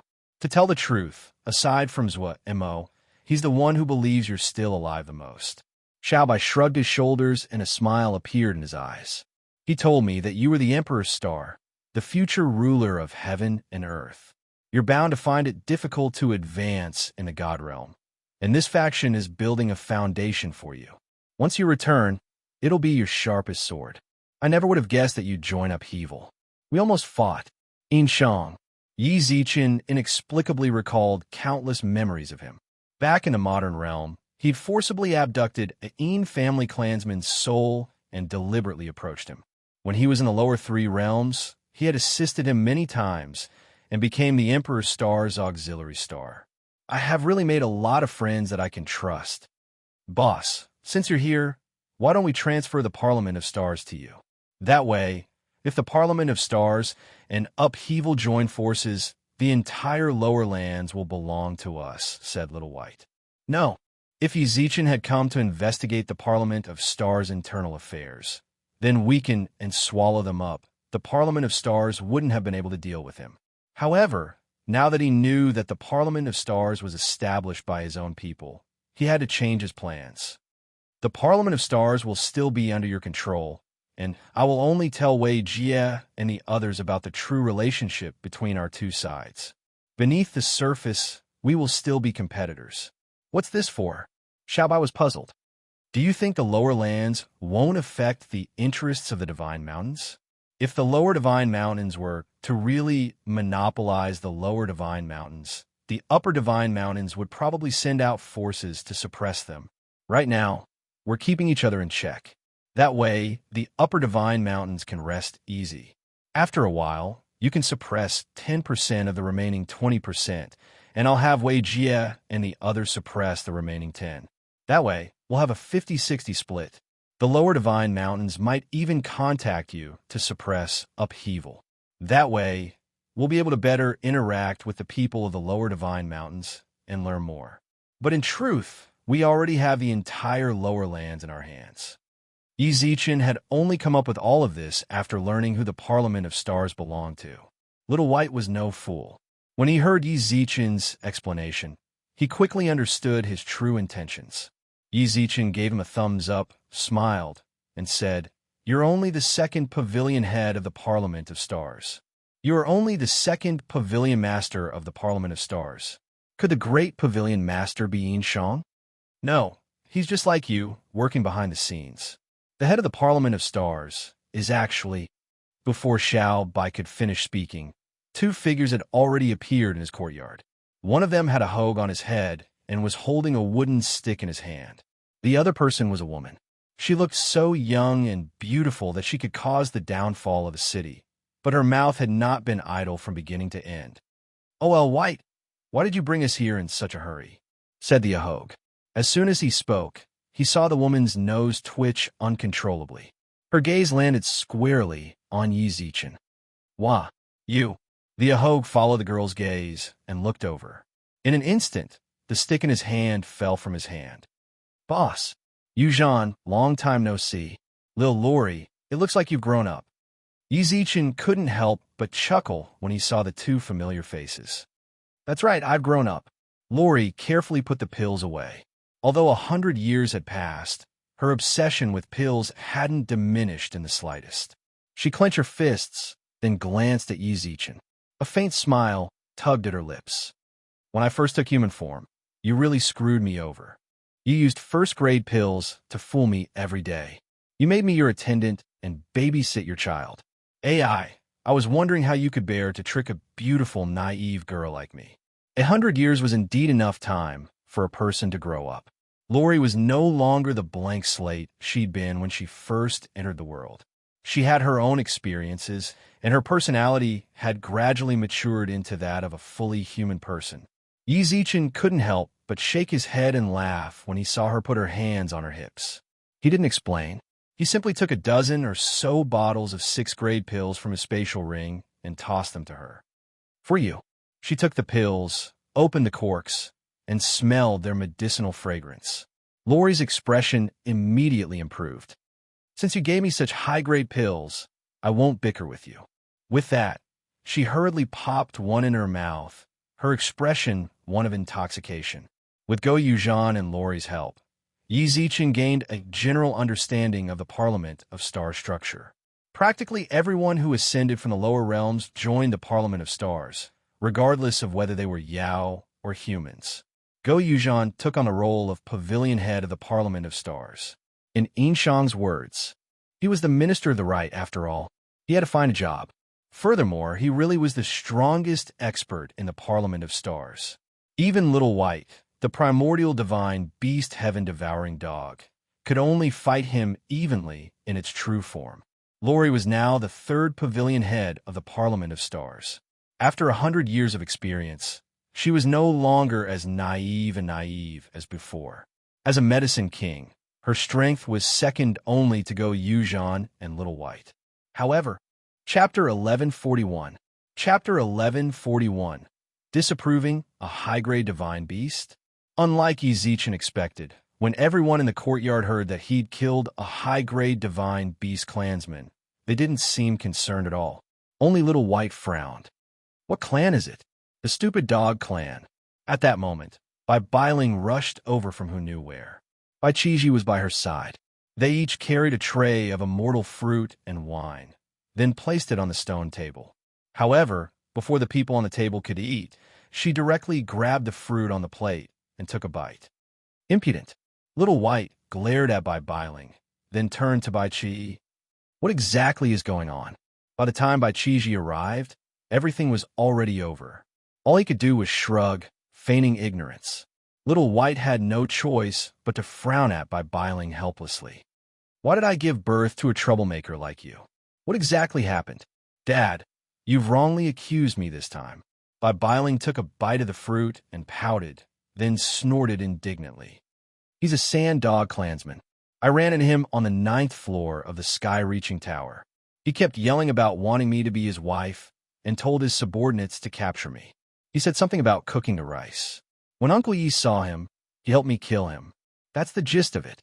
If you don't believe me, ask Uncle Yi." When he saw Bai Bailing's pitiful expression, Yi Zichen couldn't help but nod. "Lil Ling is right. That's exactly what happened. That person called himself a high-grade divine beast and wanted to kidnap Lil Ling, so I killed him along the way. That dog clansman should be from the same clan as you, right? Killing him won't bring you any trouble, will it?" If it were Yi Zichen, he naturally wouldn't care about the sand dog clansman. Otherwise, he wouldn't have killed him on the spot. Part of the reason he'd helped was to divert the Sand Dog clansman's attention to the Parliament of Stars. But now that the Parliament of Stars was on his side, he couldn't hide it any longer. What trouble could there possibly be? Good job. Before Little White could say anything, Go Yuuzhan was already grinning from the side. Boss is indeed the boss. You just arrived at Azure Sky City, and you've already destroyed the entire Silly Dog clan. You have some skills. Yi Zichen was a bit confused when he heard Go Yuuzhan's casual words. Why did it sound like killing the Sand Dogs was the right thing to do? By the way, boss, when you kill that kid, did he turn into a pile of sand, or was he completely destroyed? Destroy both your body and soul. Yi Zichen didn't have much confidence in his own words. When he thought back to when he left, the young man didn't even leave behind a speck of dust, nor did he turn into sand like Go Yuuzhan said. Go Yuuzhan immediately clapped his hands in approval. That's great. If we don't destroy those stupid dogs, they won't die. If you turn him into sand, it won't take long for him to recover. Yi Zichen felt like his brain wasn't enough. He subconsciously looked at the snow rabbit, wanting to ask her about the conflict between the races in the demon realm. However, she could only look at him helplessly. She'd already left the Yao realm for tens of thousands of years. She really didn't know what was at stake here. Little White, on the other hand, noticed Yi Zichen's confusion and explained. The Sand Dog Clan and the Sky-Devouring Dog Clan have always been enemies. Even though the Sky-Devouring Dog Clan has always occupied the position of the clan leader, they have always been eyeing our clan's position. Our two clans have assassinated each other's clansmen quite often. I stayed here because my clan sent me to keep an eye on the Sand Dog's movements. Something like that actually happened. He'd been preparing to divert the blame, but it had fallen right into their trap. I don't know much about the conflict between you Yao, but I killed him so brazenly in the city. Quite a few people saw. Won't the Sand Dogs come looking for trouble? Then let them come. I've long since been annoyed by those bastards. Go Yuuzhan slapped the table and snorted. From his expression, it was clear that while Yi Zichen hadn't been around, they'd formed quite a grudge with the Sand Dogs. Boss, you've only been here for a short time. Even if I tried to explain things to you, I'm afraid I wouldn't be able to. All I can say is that although the upper three realms seem like a pool of stagnant water, it's actually turbulent beneath the surface. The gods, Yao, and demons are in cahoots with each other, but they're also wary of each other. Right now, countless factions have formed secret alliances. Although Little White didn't explain things particularly clearly, Yi Zichen could tell that the current situation wasn't as simple as he'd thought. Of course, he didn't want to know too much about it. He didn't know because his level wasn't high enough. When he really reached that level, he would naturally understand this information. Then if they really send a celestial being expert here, how are you going to resist? Yi Zichen frowned. Even if he didn't understand the Yao situation, this was a clan of high-grade divine beasts. They'd definitely be able to find diviner-level Yao. Although diviners weren't particularly high in the three realms, in the lower realms, they could destroy heaven and earth. Diviners? Little White laughed disdainfully. I'm actually hoping they'll send diviners, but they won't dare. Little White stretched lazily, stood up, and said, Don't just sit there. Don't just sit here. In a while, I'll contact my boss's old acquaintances from the mortal world. Let's have a good gathering. Tonight, let's not go home until we're drunk. All right. Go Yuuzhan agreed heartily. You guys go ahead and drink. Just give me some pills, said Lori, pursing her lips. Diviners wouldn't dare come. This filled Yi Zichen with suspicion. However, judging from Little White's confident expression, he clearly knew what was going on. In that case, there was no need for him to worry. Yi Zichen tossed the Sand Dogs to the back of his mind, then hooked his arms around Little White and Go Yuuzhan's necks. All right, let's drink until we're drunk. At the same time, 3,000 meters below the end of the river Styx, two purple demonic lights suddenly appeared with countless bizarre fishes swimming around. Furthermore, those fishes weren't weak. Even the weakest one was at the Earth Sovereign Realm. It was so much so that one could even vaguely sense the aura of a celestial realm being. The two beams of purple light were none other than the parents of the youth Yi Zichen had killed. When they appeared, The fish glinted menacingly, but when they sensed their auras, they obediently retreated far away, not daring to provoke them. After chasing the fish away, they turned their attention to the black palace in front of them. Chapter 1142. Emperor Hades' Palace. "This is Emperor Hades' palace?" asked the woman who'd once been a purple gold Rakshasa. Although she'd lived for a very long time and was a divine general of the Yao race, this was her first time visiting Emperor Hades' palace. Yes. With her husband confirmation, she frowned and looked at the palace. It felt very ordinary to her. The way she saw it, since it was Emperor Hades' palace, it naturally had to be very imposing. But just from the outside, it didn't seem as grand as the residence of a subsidiary tribe's patriarch. It was then that she noticed two pitch-black gems on the palace walls. The burly man noticed her gaze and immediately tried to stop her. But it was too late. By the time he made his move, the woman had already spat out a mouthful of blood, staining the faint black waters of the river Styx red. She took several steps back, her face pale, her entire body trembling, as if she were suffering from malaria. It was hard to imagine that she, a divine general of the Yao race and a half-step ruler, would be so weak. But when she glanced at the black gems, she coughed up a mouthful of blood and hurriedly retreated. Die! The burly man's heart sank when he saw the woman's pale face. Just as he was about to take a closer look, he saw countless sea beasts converging on them. They'd all been attracted by the scent of blood. There were tens of thousands of them, and even the weakest of them was at least a 9th stage Earth Supreme. The burly man constantly unleashed his aura, intimidating the sea beasts into not daring to attack. At the same time, he roared at the palace. "Yao Divine General Shah Punkuin requests an audience with His Majesty, Emperor Hades." Yao Divine General Shah Punkuin requests an audience with His Majesty, Emperor Hades. Yao Divine General Shah Punkuin requests an audience with His Majesty, Emperor Hades. There were 3 hurried shouts, and the burly man channeled the power of the Yao gods into them. The surrounding sea beasts were already growing restless. They'd already gathered enough sea beasts to attack Shah Punkuin and his wife. Yao. Shah Punkuin's expression grew more and more agitated as the sea beasts grew more and more ferocious. Just as he was about to open his mouth to pay his respects again, the palace doors rumbled open. The sea beasts that had gathered around Shah Punkuin and his wife immediately dispersed when the doors to the residence opened. A young man walked out of the residence and cupped his hands towards them. "Master has been waiting for a long time. Please come in and have a chat." After 10 minutes, the young man brought Shah Punkuin to a large hall. "Master, the 2 dire monster generals have arrived." The young man bowed towards the highest point in the hall. Shah Punkuin and his wife felt an aura that made their hearts tremble. "Master of the Nether River, Emperor Hades." "Shah Kuin Pung greets your majesty, Emperor Hades." "Udai greets your majesty, Emperor Hades." Both of them prostrated themselves on the ground, burying their heads deep into the ground, not daring to look at the man sitting on the throne. The man sitting on the high seat was also surrounded by a faint mist, and outsiders couldn't see his appearance at all. Yes, an indifferent reply came from every corner of the hall. Before long, Shah Punkuin and his wife felt a wave of energy surround them, lifting them off the ground.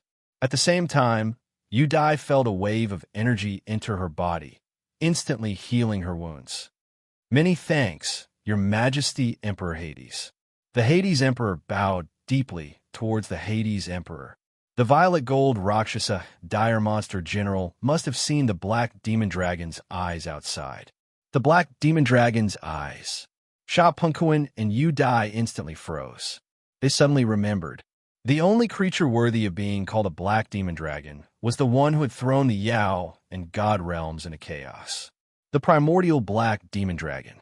Back then, he'd been the dragon race's most likely successor to the dragon god position. However, something had happened to him, and he demonized and joined the demons. With his addition, the demons were like a tiger that had grown wings. They wantonly attacked the god realm and the Yao realm, and even the Nether River couldn't rest in peace. Emperor Hades was furious, so he personally suppressed the black demon dragon, took its eyes, and placed them on his palace. He returned the dragon's bones, tendons, and other items to the dragons. In order to atone for his crimes, the dragons used his tendons, bones, and skin to forge 3 great divine artifacts. The number 1 divine artifact, the Xianyuan sword, was one of them. Fortunately, Yu Dai wasn't weak. If she'd been just a little weaker, the fiendish energy emanating from the black demon dragon's eyes would have caused her body to explode and die. There's no need to thank me. It was nothing more than a slight effort. Emperor Hades' tone was as indifferent as ever. Then he turned to the youth in the hall. Go and bring Prince Shah here. The youth left to carry out his orders. Shah Punkuin and Yu Dai were even more grateful. Thank you, Emperor Hades. They'd come here for their son, but they hadn't expected Emperor Hades to have predicted this all along. He didn't even need them to say anything. No. Since when was Emperor Hades so easy to talk to? Shah Punkuin immediately realized that something was wrong. He couldn't help but frown. Emperor Hades, Divine General Yu, Divine General Shah, didn't you come here for your son? What's wrong? Did I make a mistake? An indifferent reply reverberated through the hall. Shah Punkuin sensed something was wrong with his tone and immediately bowed. Your Majesty Emperor Hades, there's no mistake. In that case, Divine General Shah, what need is there for that expression? It was impossible to tell whether Emperor Hades was happy or angry. Shah Punkuin revealed a pained expression. At that moment, the youth returned with the youth Zichin had just killed. However, the youth was only a soul. His eyes were tightly shut, and he had no consciousness whatsoever. Ming, Yu Dai immediately recognized the soul as her son. Her voice was filled with grief. She almost ran over, but Shah Punkuin held her back. Furthermore, as soon as the soul entered the hall, it flew straight towards Emperor Hades. Shah Punkuin and Yu Dai watched nervously as Shah Punkuin's soul landed in Emperor Hades' hands. Before long, the soul flew back towards them. They anxiously shielded the soul. Then Emperor Hades spoke again. I've already sealed your son's 3 spiritual and 6 physical souls. All you have to do is reconstruct his body, and he can be reborn. Your Majesty, Emperor Hades, I, Shah Punkuin, will never forget your benevolence. He knelt on one knee. When Yu Dai saw Shah Punkuin kneel, she knelt as well. I will definitely repay this kindness. Of course you will. Emperor Hades didn't comment on his reply. He snorted. You should know that the value of my resurrection isn't small. Today, I brought your son back to life. You owe me a huge favor. But of course, Shah Punkuin smiled wryly. So long as your Majesty Emperor Hades asks, I'll do everything in my power to accomplish it. Who would have thought that Emperor Hades would fall silent at his words? After a long while, he finally spoke again. Chapter 1143. Chapter 1143. Revealing the Emperor's plots suddenly, a cloud of mist descended from the top of the palace. When the cloud descended in front of Shah Punkuin and Yu Dai, sweat uncontrollably poured down like rain, and all the pores on their bodies fiercely contracted. A sense of danger. It had been tens of thousands of years since they'd had such a feeling. In the Yao realm, they were lofty Yao divine generals. But in front of Emperor Hades, they were nothing more than lowly ants. If Emperor Hades wanted to kill them now, they'd have to fight to the death, and they wouldn't even have a 10% chance of surviving. May I ask what your Excellency Emperor Hades wants us to do? Kneeling on one knee, Shah Punkuin's eyes flickered incessantly. He'd known that reviving his son from Emperor Hades would require a price, but he was more nervous about what exactly Emperor Hades wanted him to do. From the moment he'd arrived at Emperor Hades' palace, his disciple had personally led the way and brought his son here without them even asking. From what he could tell, this series of actions meant that the two of them were slowly falling into Emperor Hades' trap, especially now that Emperor Hades had landed right in front of them. Shah Punkuin didn't understand. What on earth did Emperor Hades want? You? This time, Emperor Hades' voice didn't come from every direction of the palace. Instead, it came directly from the mist and entered Shah Punkuin's ears. Actually, I haven't made up my mind yet. Then, Your Excellency. Sha Punkuin was even more confused. If he hadn't made up his mind, why had he landed right in front of them? Could it be that Emperor Hades knew that the Yao wanted to deal with him, so he'd landed right next to the two of them to send a warning? If that was the case, things are going to get troublesome. In the past 100 years, the Yao had split into two factions, the pro-war faction and the pro-peace faction. Sha Punkuin and the others belonged to the pro-war faction. The pro-war faction's main goal was to attack both the human and demon realms. In order to do so, they had to cross the River Styx. Although Emperor Hades was the master of the River Styx, his background was actually that of the human race. He'd stayed here to separate the Yao and humans because of the human race's insiders. For the past 100 years, they had been researching how to deal with Emperor Hades, mainly through his great Tao and his cultivation techniques. Over the years, they had gradually come up with some ways to fight against it. They were just waiting for the next step to perfect it. However, this was the most secretive information within their ranks, and it was impossible for it to be leaked to the public. Or was there a mole among them? When he thought of this, Sha Punkuin's expression changed again and again. But right now, he couldn't afford to panic. The Sand Divine General doesn't look too good? Emperor Hades chuckled from within the clouds. Sha Punkuin immediately cursed under his breath. He had been so worried that news would leak out that he hadn't been able to hide his expression. With an embarrassed smile, Sha Punkuin cupped his fists and said, "I've been a little busy lately, so I'm a little tired. Thank you for your concern, Emperor Hades. I see. You demons do have a lot of things to deal with. It's not surprising that the Sand General is exhausted." As he spoke, the misty Emperor Hades returned to his seat. Sha Punkuin's eyes widened, and the veins on his neck bulged involuntarily. What did Emperor Hades mean by this? Sha Punkuin questioned himself over and over again. He clearly knew everything he'd just said. Cold sweat instantly soaked his robes. At the same time, Emperor Hades spoke again. "I advise the Sand Divine General not to seek revenge on the person who killed your son, because you Yao cannot cross the River Styx." In the blink of an eye, the entire hall was reduced to nothingness. Countless bolts of lightning crackled through the hall. It was as if the end of the world had arrived. Fierce winds howled, and the clouds churned. Sha Punkuin and Yu Dai, who were caught in the middle of it all, trembled violently. Their arms trembled uncontrollably. "When you return to the Yao realm, tell your old freaks that although I, Pan Jingtian, don't care about worldly affairs, I'm no fool. I know all about their shady dealings. If you really want to cross the River Styx, go find the Eastern Monarch Tai and meet me at my palace." As soon as he finished speaking, the howling winds reached Sha Punkuin and the others. By the time they came to their senses, they were already out of the River Styx. Emperor Hades knows? Yu Dai frowned as she stood on the banks of the River Styx.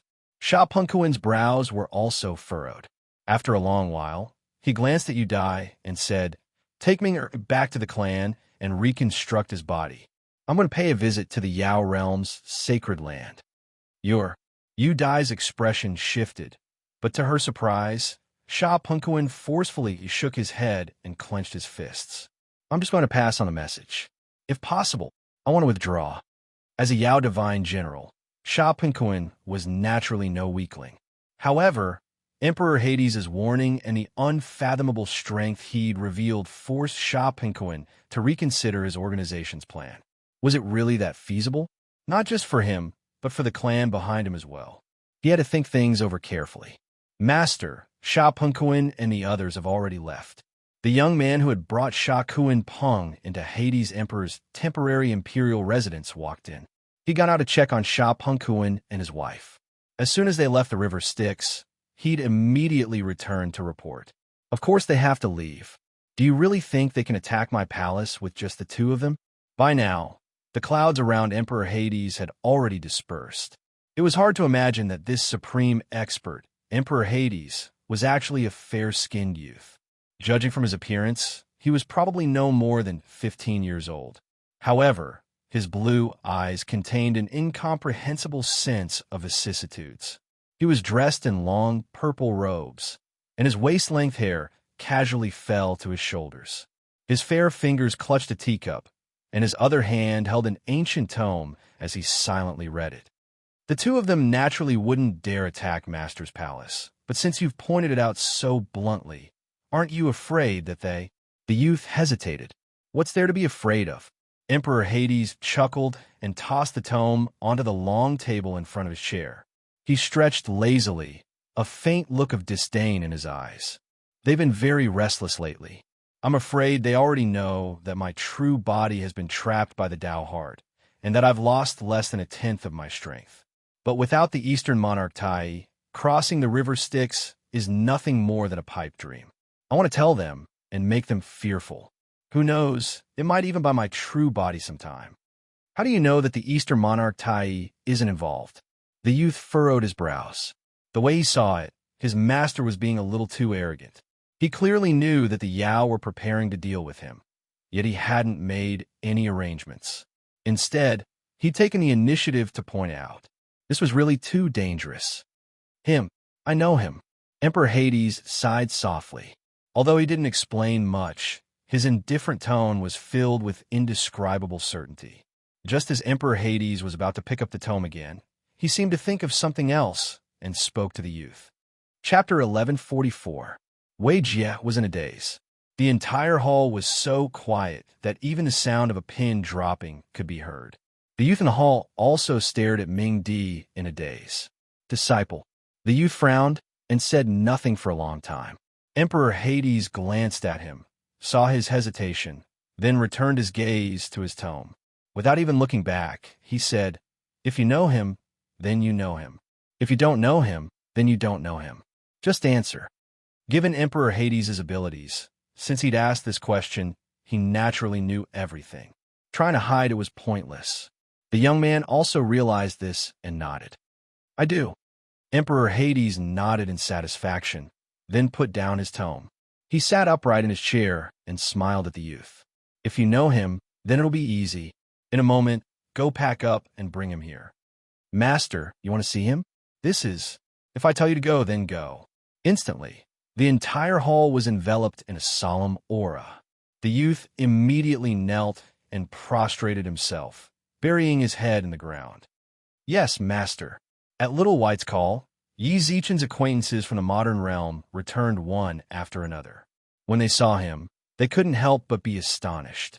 Among them were people from the Beast region, the Heavenly Court, the Underworld, the Immortal region. There were over 100 of them. A grand banquet was also held in Xiao Bai's residence. The banquet lasted for 3 days. Yi Zichen stretched lazily, then got up from his bed. The headache from drinking hadn't gotten any better. His entire body reeked of alcohol, and he covered his head with his hands. It's been a long time since I've been this drunk. However, after a brief chuckle, he used his immortal spiritual power to disperse the smell of alcohol.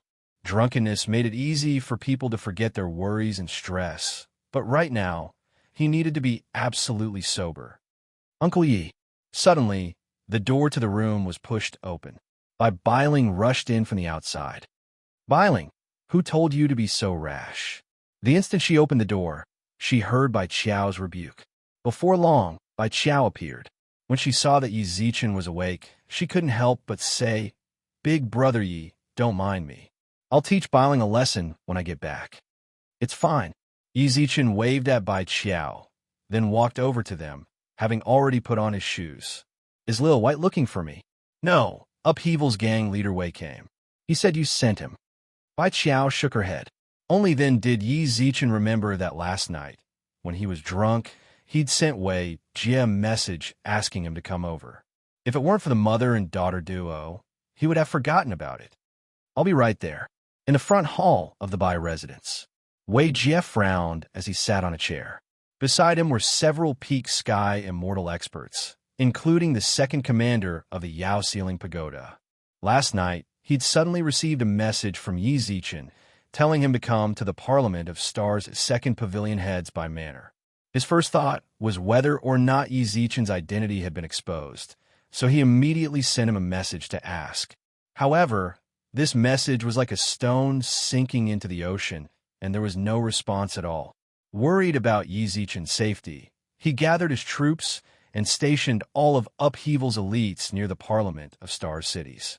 As long as he gave the order, those elites would immediately launch an attack on the Parliament of Stars. He, on the other hand, brought along a few Immortal King-level experts and Lejean, and rushed to Blue Sky City overnight. I wonder how long it will be before I can see Brother Yi. Wei Jie, who hadn't seen Yi Zichen for a long time, was filled with impatience.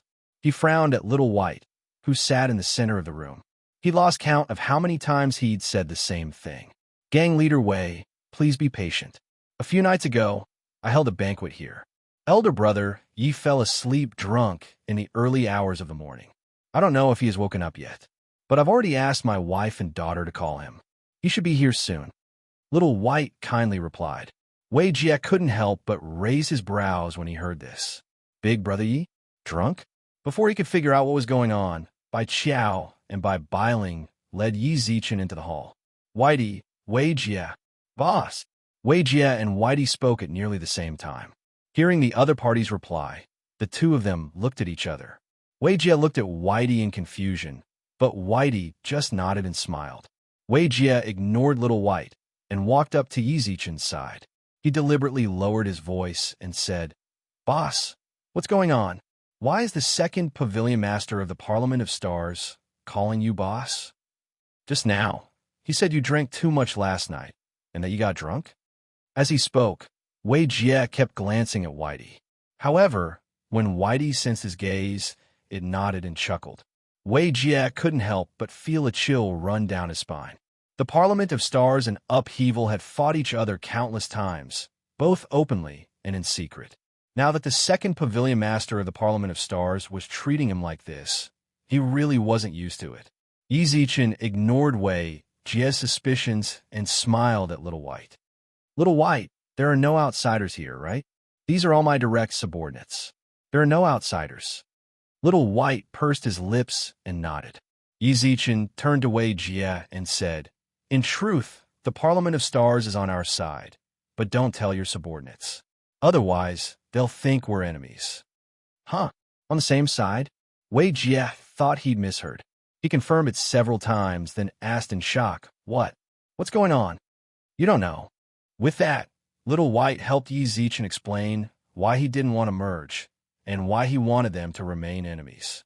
After explaining everything, Wei Jie revealed a smile of understanding. There's actually such a coincidence. If we merge, doesn't that mean all the factions in the lower lands will have to submit to us?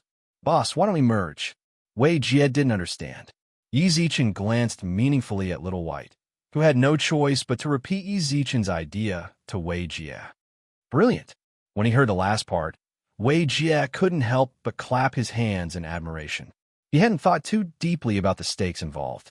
He'd just been thinking about how powerful they'd become if they merged. But he'd forgotten that the people of the Divine Mountains absolutely wouldn't tolerate them being the sole ruler, even if this was only the lower lands. That's why only the higher-ups of our gang need to know about this, and only our most trusted subordinates.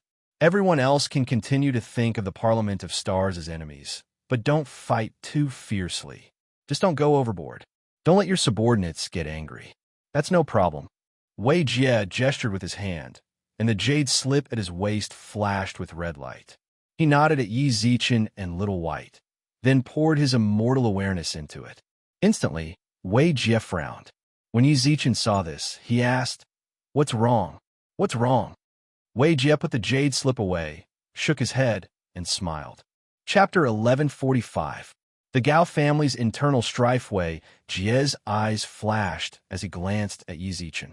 20% of the factions in the lower lands had yet to unite, and most of them belonged to families sent down from the Divine Mountains. They all had the backing of the Divine Mountains, so most of them disdained Upheaval and the Parliament of Stars factions. Ice Blue City's Gao family was one of them. Yi Zichen didn't answer right away. Instead, he sat on a chair and pondered. Little White glanced at the two of them and couldn't help but speak up. Are you talking about the Gao family sent down by the Lightning Emperor's Shao family? When he said that, Wei Jie and Yi Zichen both looked at him. The Parliament of Stars knows about this too? Although Yi Zichen had already told Wei Jie that the Parliament of Stars was on his side, they'd been at war for over half a year, and there had been constant friction between them. Suddenly saying they were on the same side was still a bit jarring, so much so that when they spoke, it sounded as though they were going tit for tat. Little White understood, so he didn't mind Wei Jie's tone. He frowned and nodded. I know a bit, but not all that much. However, Yinshang specifically told us to watch out for the Lightning Emperor's Xiao family. Boss. Although Lil White didn't finish his sentence, Yi Zichen already knew what he wanted to convey. It seemed the Xiao family and Yinshang weren't on the same side. Gao Yunting and the Gao family's falling out was absolutely good news for Yi Zichen. He'd be delighted to see the Xiao family's backyard in flames. But as for whether or not to interfere, he had no choice but to consider it carefully. Exposing himself to the Xiao family too early wasn't necessarily a good thing. What's the Gao family situation like right now? As soon as he finished speaking, Wei Jie immediately responded. Our spies sent word that Gao Yunting has gathered all of his forces and is launching a counterattack against the Gao family. More than 40% of the Gao family's subordinate clans and factions are on his side. The odds are 60-40, but no matter who wins in the end, the Gao family's forces will suffer the most. Yi Zichen shook his head. Although Wei Jie's answers were detailed, he didn't get the information he wanted. Since the Gao family was in chaos, there was no way the Xiao family wouldn't send any reinforcements. He wanted to know which side the Xiao family was on. Boss. Wei Jie sensed Yi Zichen's dissatisfaction with the news, so he probed. Yi Zichen didn't beat around the bush. Didn't the Xiao family come? Wei Jie was at a loss for words. His subordinates hadn't mentioned the Xiao family when they'd sent him the message. The contents were all about the Gao family and what they were going to do. At this time, Wei Jie's jade slip suddenly flashed with light. He lifted the jade slip and probed it with his immortal sense. Not long after, he put it down again and said with a smile, Boss, you really are amazing. As soon as you mentioned the Xiao family, our subordinate said that the head of the Gao family brought several supreme-level experts with him. As soon as the supreme-level experts appeared, Gao Yunting's forces were immediately routed. He's already making his final desperate counterattack. Those supreme experts must have been sent by the Xiao family. That's right. Yi Zichen nodded calmly, then understood the situation. Let's not interfere with the Gao family's affairs. Let them fight amongst themselves. Wei Jie nodded. Now that the Xiao family had sent reinforcements, even if they wanted to attack, they wouldn't be able to escape unscathed. Rather than forcefully interfering with the Gao family and wasting their forces, they might as well sit back and watch the tigers fight. Don't stay here for too long, said Yi Zichen calmly. Yi Zichen's eyes flashed with inexplicable, vicious light. When you get back, pay close attention to the Gao family situation. Although the Gao family has the protection of the Xiao family, that doesn't mean they'll stay there forever. So long as they leave, you know what I mean, right? Yi Zichen had a deep grudge with the Xiao family ever since he was in the Three Realms. Although he wasn't strong enough to deal with the Lightning Emperor's Xiao family yet, he'd deal with them as interest. Wei Jie's eyes lit up, and he smirked and nodded. Understood. Upheaval's grandiose group left Little White's residence. As someone who'd been by Yi Zichen's side this entire time, Little White was well aware of the conflict between the Xiao family and Yi Zichen. He also knew just how deep his boss's hatred for the Xiao family ran. In that incomparable war, the Beast region, Immortal region, Heavenly Court, and Underworld had all suffered grievous losses. Among them were warriors who'd shed blood for the sake of their descendants, as well as friends and lovers who were extremely important to Yi Zichen. After all that, Little White knew just how shaken Yi Zichen's heart was when he heard about the Lightning Emperor's Xiao family despite his calm exterior. Xiaokiki, she died to help him block divine lightning, hadn't she? Boss. He wanted to say something to comfort Yi Zichen, but he didn't know what to say. Little White was no longer a simple, useless poodle. His experiences had taught him what he could say and what he could only keep to himself. In the end, all he could say was a gentle pat on the shoulder. Yi Zichen sensed Little White's worry and couldn't help but smile. It's nothing.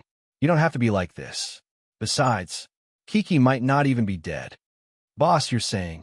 Little White's eyes instantly widened. He saw Yizichin smile at him, then look across the river Styx and sighed. She might be deep within the Outrealm, but I'm not too sure. Guzichin was the one who'd told him all this information. He had no way of knowing for sure whether it was true or not, but he'd rather believe it was. I'll send someone to investigate right away. If I find out anything, I'll let you know right away. Then I'll leave it to you. There's no need for that. Little White grinned at Yizichin, then left in a hurry. He was most likely going to contact his clan to investigate Xia Kik's situation. Celestial devourer dogs were primordial divine beasts. After all, they'd more or less interacted with sacred dragons. With Little White's help, it might not be long before they found out whether Xia Kik's information was true or not. So long as he closed his eyes, Yizichin's mind would still be filled with images of Xia Kiki in her golden dragon form. She'd used her body to shield him from the heavenly lightning. She'd let the lightning shatter her dragon scales until she died. He'd never forget that for the rest of his life. At the same time, he'd never forget his enmity with the Shao family. While the Shao family's divine lightning had repelled him, it had harmed far too many people important to him. This enmity, he'd get his revenge. Chapter 1146. What crime? Yellow Springs City. This city was one of the cities in the Sky Great District beneath the northern Divine Mountain. The Gao family was the leader of the city. Due to the fact that the pale yellow seawater of the Sea of Innocence flowed through the city every autumn and stagnated there for several months, the city was named the Yellow Springs. It meant that yellow spring water flowed from the heavens. But on this day, Yellow Spring City became the real Yellow Spring City. Inside the city, the sky was covered in blood. The entire city was filled with corpses. There were armored soldiers among them, as well as innocent people in the city. Blood dyed the waters of the Sea of Innocence red and flowed through the city. Blood seeped out from the gap of the tightly shut city gate. Yellow Springs City was as its name suggested. A massive mansion sat in the center of the city. This was the Gao family's residence. Tens of thousands of sky immortals and immortal kings surrounded the entire courtyard, leaving not even a drop of water trickling through. Surrounded by these experts, there was a man in blood-red armor, soaked in blood. His eyes were bloodshot as he stared at everything around him. The blade in his hand had been bent, and the armor on his body was covered with cuts. His immortal energy had dried up, and the pills in his bottle were all gone. He looked at the corpses lying around him, clad in armor the same color as his own. He looked at his subordinates, who'd already bowed their heads to him. He looked at the dozens of trusted subordinates still fighting to the death. He looked at the sky immortals and immortal kings in the sky. He couldn't ascend to the heavens, nor could he descend to the earth. He was talking about this moment. Then he looked at the two men standing on divine swords. If it weren't for them, he wouldn't have lost so thoroughly. However, in the end, he cast a venomous gaze at the middle-aged man who was looking at him with a sinister glint in his eyes. This was the head of the Gao family, Gao Xiong. He was also the father of this despairing man. Gao Yunting, do you know your crimes? Gao Xiong stared at the rivers of blood in front of him, but his expression didn't change in the slightest. Under the protection of several sword-wielding immortal monarchs, he looked at the man who bore a slight resemblance to him with a pained expression. Trapped like turtles in a jar, Gao Yunting and his trusted aides were still fighting back, but 3 fists were no match for 4 hands. One by one, they fell into pools of blood. In less than an hour, he'd gathered an army of hundreds of thousands of immortals. In the end, he was the only one left standing. He stabbed the sword in his hand into the ground to ensure that he wouldn't fall. Gao Yunting narrowed his eyes, his gaze filled with ridicule as he looked at Gao Xiong, Gao Ruelong, and Chiron Fei. He had been fooled. However, he did not regret it. Perhaps Chiron Fei had lied to him, but to him, it was just an excuse to start a rebellion. As early as 10 years ago, he had already wanted to rebel, but he did not have a suitable reason. However, not long ago, the Gao family's suspicions and Chiron Fei's provocation gave him this reason. That very night, he gathered his forces and attacked Yellow Springs City with lightning speed, forcing Gao Xiong and the others into a passive position. However, he never would have guessed that the Shao family would send reinforcements. Supremes were invincible in the lower lands. His defeat was understandable. However, Gao Xiong had asked if he admitted to his crimes. "What crimes have I committed?" Gao Yunting wiped the blood from his face and roared, his eyes bloodshot. "You say I'm guilty? Then tell me what crimes I've committed. You still dare quibble?" Gao Ruelong narrowed his eyes. "The truth is right in front of you. What else do you have to say?" "Shut up." Gao Yunting's thunderous roar shook Gao Ruelong so badly that he trembled. His lips quivered, but he didn't say anything. "Gao Xiong, do you dare say that you had nothing to do with my current predicament?" After rebuking Gao Ruelong, Gao Yunting laughed wantonly. "Ever since I was a child, you always told me that I would be the future head of the Gao family, that I would inherit your position and serve the Lightning Emperor's family on the Divine Mountains. Did you know that I didn't care about the Shao family at all? But I always remembered that I was the head of the family. I entered the spirit realm when I was 9 and became an immortal at 13. I'm now an immortal king, but where's the position of family head you promised me? You doted on your new lover, and you doted on the son she gave birth to. Gradually, you stopped seeing me, and instead doted on your new lover's child. Back then, the confidants you trained for me all told me that the position of family head might change hands. I didn't believe them. I firmly believed that I was the future family head. But you really let me down, really. You probably forgot the promise you made to a youth. You probably didn't know that your joke back then had become that youth's dream for decades. You asked me if I admit to my crimes, but in the end, you betrayed me. What crimes have I committed? The surrounding Gao family clansmen were indifferent. The older generation knew that every word Gao Yunting said was the truth. There was no exaggeration or falsehood in his words.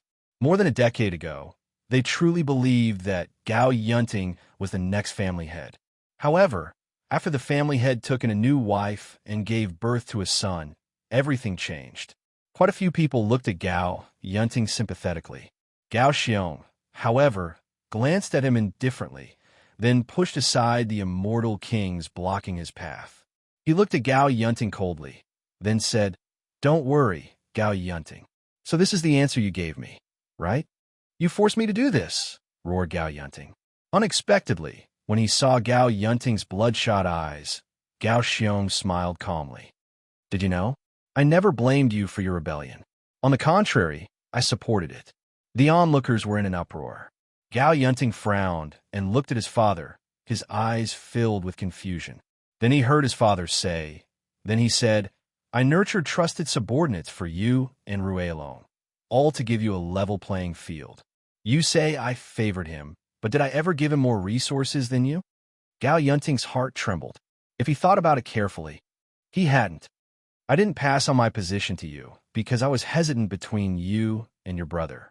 I wanted to see you display your strength, for example. Rebel against me. I fully support that. If you defeat me, then you defeat me. With you in charge, the family will only grow stronger and stronger. I'd be happy to see that happen, but I'm disappointed in you." Gao Xiong's expression instantly grew cold. He looked down at Gao Yunting and snorted. "You had a few decades to consolidate your power, but in the end, this is what you gave me. The people who followed you will all die tragically. In the future, they will all carry the name of traitor. Their families and descendants will all bear this hat. This is all given to them by you. Of course, that's nothing. Compared to me, you're still too immature. I don't blame you for losing, but your stupidity disappoints me. What's wrong with that? You speak with conviction, but do you think I'll condemn you for your betrayal?"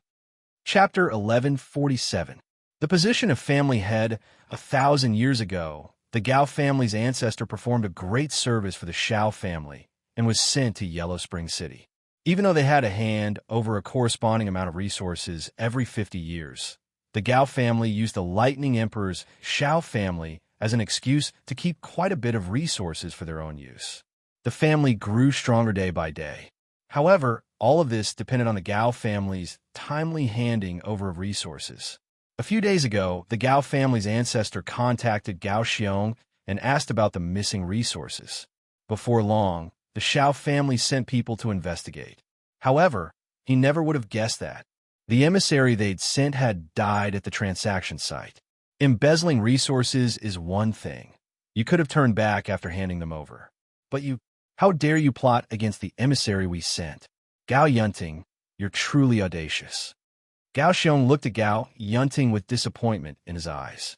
Between him and Gao Ruelong, he was more inclined to let Gao Yunting take the position of family head once he returned to the Divine Mountains. His goal in nurturing Gao Ruelong was simply to temper his temperament. He never would have guessed that he'd do something so disobedient. I didn't plot against the emissary, roared Gao Yunting. He couldn't refute the accusation of embezzling resources. He'd kept 20% for himself, but he hadn't plotted against the emissary. He didn't have the ability to do so. I handed over the resources to the emissary and returned to the clan with my trusted aides. The emissary was still fine when I left. Besides, the emissary the Shao family sent was at least a supreme. How could I have plotted against him? You didn't? The boss's people are right here. Do you think I'm lying to trick you? Gao Xiong glared fiercely at Gao Yunting, whose eyes were bloodshot. His entire face was twisted with rage. You're still refusing to admit it, even now? Then tell me, if you didn't plot against the emissary, where did you get the resources to train your subordinates? The emissary gave them to me. All right, enough. Gao Xiong's disappointment in Gao Yunting grew greater and greater. Gao Xiong knew that his son wasn't strong enough to deal with the emissary. The only reason he'd asked him that question was because he wanted him to reveal who his accomplices were. As long as he pushed all the blame to his accomplice and said that he had no choice, then as his father, he might have a chance to plead for mercy for him and let him live. But he said that the special envoy gave it to him. What a ridiculous answer it was. Taking a deep breath, Gao Xiong no longer paid attention to his son.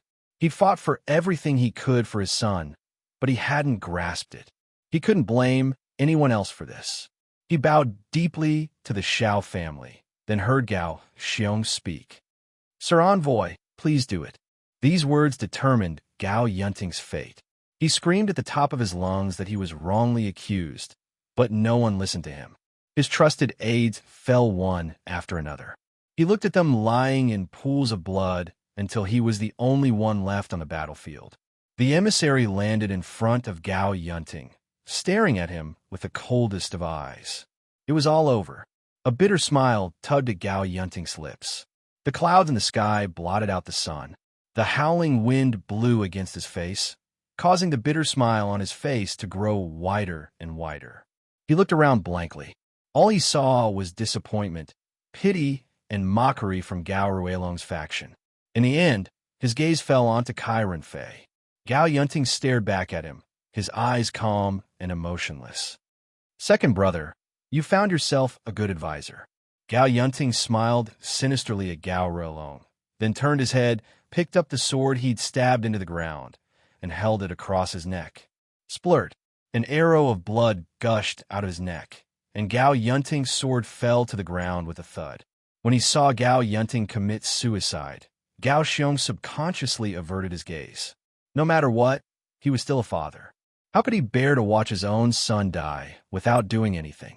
At that moment, the Shao family special envoy picked up Gao Yunting's corpse. When Gao Xiong saw this, he immediately spoke. Sir Envoy, what are you? We have to take him back to report on our mission, said the special envoy atop the immortal sword.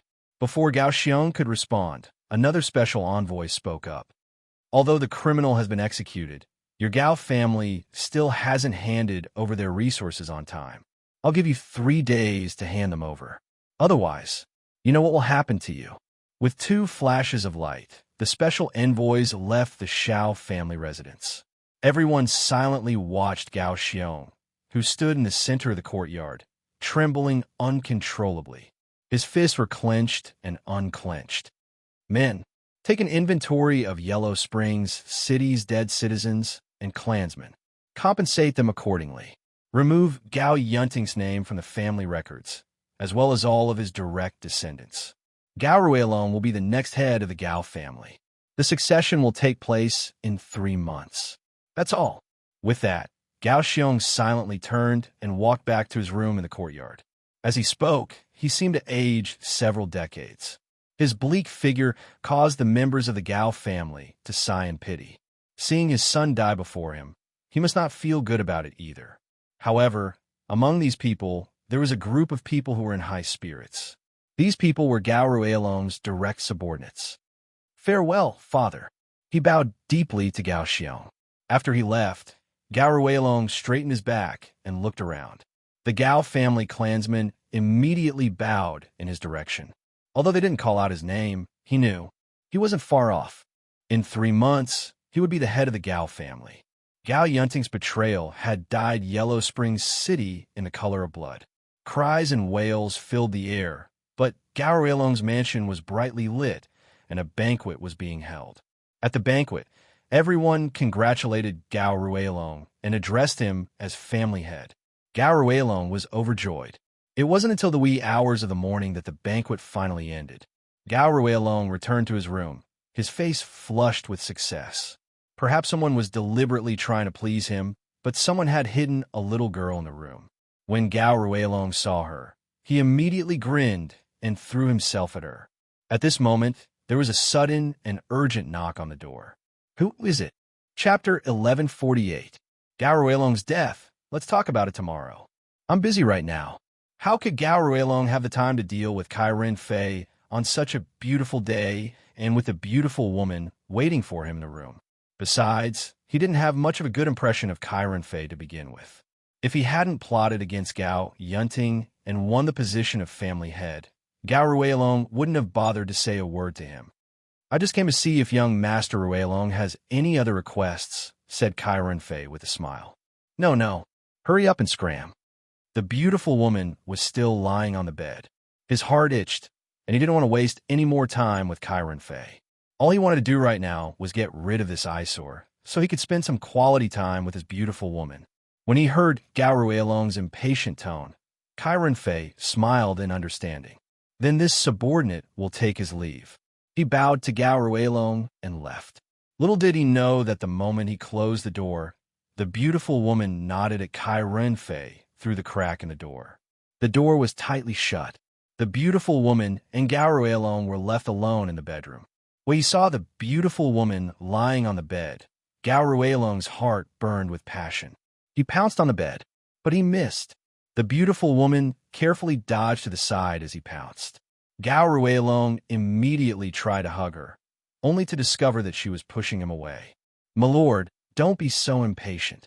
The sweet voice almost melted Gao Ruelong's bones.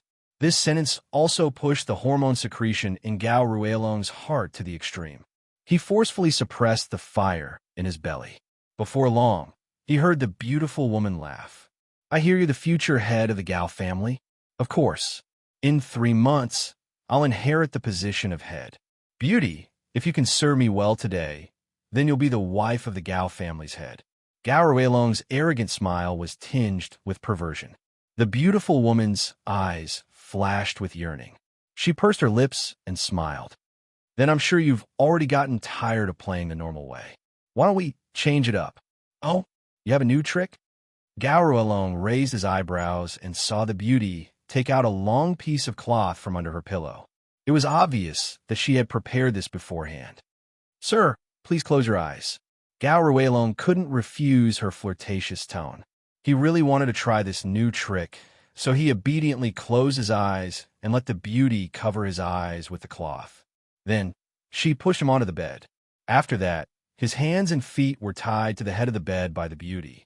Gao Ruelong couldn't see anything, and his hands and feet were tied up. This inexplicably excited him. "Beauty, just what sort of tricks do you have up your sleeves? Hurry up and show it to yours truly. Very soon. Please be patient, my lord." As soon as the flirtatious voice fell, the beautiful woman's face instantly darkened. Then, she pulled out a sharp dagger from under the bed and fiercely stabbed it towards her heart. Blood spurted out and dyed the beauty's face red. At the same time, the beauty used a piece of cloth to cover Gao Ruelong's mouth without making a sound. With his hands and feet tied up, he could only whimper and stare back and forth. After a few breaths of time, he stopped struggling. "I killed someone. I killed someone." The beauty sitting on the bed clutched the dagger in Gao Ruelong's chest and muttered. Just then, the door to the room was pushed open. The beauty curled up like a bird startled by the mere twang of a bough. Well done.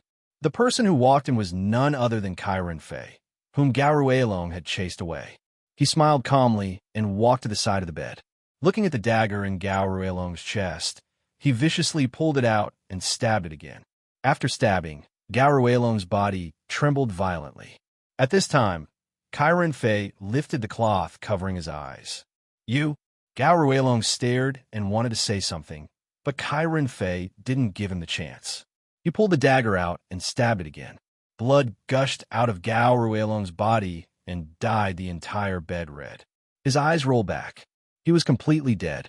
The woman wearing only a muslin dress looked slightly panicked. She was actually just an ordinary woman. She didn't even have the strength to truss a chicken. This was also the reason why Gao Ruelong had completely let his guard down around her. This was also the reason why Chiron Fei had chosen her. Half a year ago, Chiron Fei had been searching for a suitable candidate. In the end, he decided to use this woman. She had no cultivation base at all. She was beautiful. Although Gao Ruelong was useless, that didn't mean he didn't have his guard up. Only a woman like this could make him let down his guard. Gao Ruelong had believed that this woman posed no threat to him, which was why he'd been so careless. He hadn't expected that the rope binding his hands and feet would be the immortal binding rope, and that the dagger would be a top-grade immortal artifact. This was all part of Chiron Fei's plan. He'd instigated Gao Yunting's rebellion, then assassinated Gao Ruelong. Everything had been within his grasp. Your Excellency. The eyes of the beauty who had just killed someone were still filled with panic. Her pupils shrank violently, and her chest heaved up and down. You've done well. Your son is currently in the Earth Great District's Baofeng City. As he spoke, Chiron Fei took out a spatial pouch and tossed it onto the bed. Here's your travel expenses and your reward for this operation. There's also an escape route inside. As for whether or not you can escape, that's up to you. Thank you, Your Excellency. She grabbed the pouch and ran barefoot out of the courtyard, not even bothering to put on her clothes. However, before she could run out the door, a streak of spiritual energy pierced through her back. In an instant, a fist-sized bloody hole appeared on his chest. I'm truly sorry, but I can't let you leave. The Gao family has too many spies. If they notice you, I'll be exposed. However, I'll ask someone to take good care of your son. Chiron Fei glanced indifferently at the dead woman, then waved his arm and retrieved the immortal binding rope binding Gao Ruelong. However, he left the dagger behind. He purposefully messed up the room, creating signs of struggle, then retrieved the woman's spatial pouch. It took Chiron Fei a full hour to take care of everything. Then he took out a rag from his spatial ring, placed it in Gao Ruelong's hand, then quietly left the courtyard. The next morning, the sky began to brighten. Chiron Fei was sitting on the roof of his own courtyard when he finally saw someone enter Gao Ruelong's residence. Less than half a minute after he'd entered, young Master Ruelong is dead. As the attendant cried out in alarm, the news of Gao Ruelong's death spread. Chiron Fei, who had seen all of this, pursed his lips into a smile. Chapter 1149. Grief. Gao Xiong, who'd just experienced the pain of losing his son, hadn't slept at all. In order to calm his emotions, he'd meditated in the courtyard all night. Gao Xiong sat cross-legged on the ground like an old monk in meditation. Even his breathing was faintly discernible. Suddenly, his ears twitched, and he opened his eyes. He glanced at the courtyard door and saw one of his trusted subordinates hurrying in his direction. Family Head. His trusted aide was still wearing the heavy armor he'd worn for battle. Although Gao Xiong hadn't slept all night, his subordinates had been preparing for the funeral and hadn't rested either. Gao Xiong's thick, ink-black brows were tightly furrowed, forming the character Chuan. His expression was grave, and he seemed to want to say something, but was hesitant to do so. Gao Xiong's eyes darkened. What's wrong, Ai? If you have something to say, just say it. The man Gao Xiong called Ai pursed his lips. He clenched his sword in his right hand, then relaxed and sighed deeply. Family Head, when I'm done speaking, please don't get too worked up. Speak. Gao Xiong's brows furrowed. He hadn't expected anything to cause him to get so worked up. At most, he'd run into problems like calming the citizens and compensating them. All of that could be solved with a bit of money. Although he'd still have to hand over resources to the Shao family, he could still fork out the money to compensate the citizens. When Ai heard this, he pursed his lips and took a step back, his heavy armor clanking. Young Master Gao Ruelong, what happened to him? Asked Gao Xiong, frowning. He was murdered last night. As soon as he finished speaking, Gao Xiong's eyes widened. He instantly coughed up a mouthful of blood and splattered on the cobblestone road in front of him. Family head, Ai, who'd come to report the situation, turned pale with fright. He hurriedly ran behind Gao Xiong, grabbed him by the back, and poured the purest immortal spiritual energy into his body. When the spiritual energy entered his body, he discovered that Gao Xiong's veins were in serious disorder. His spiritual energy was also quite violent, rushing through his meridians without any pattern. Ai immediately used his own immortal spiritual energy to guide Gao Xiong's spiritual energy until it completely stabilized.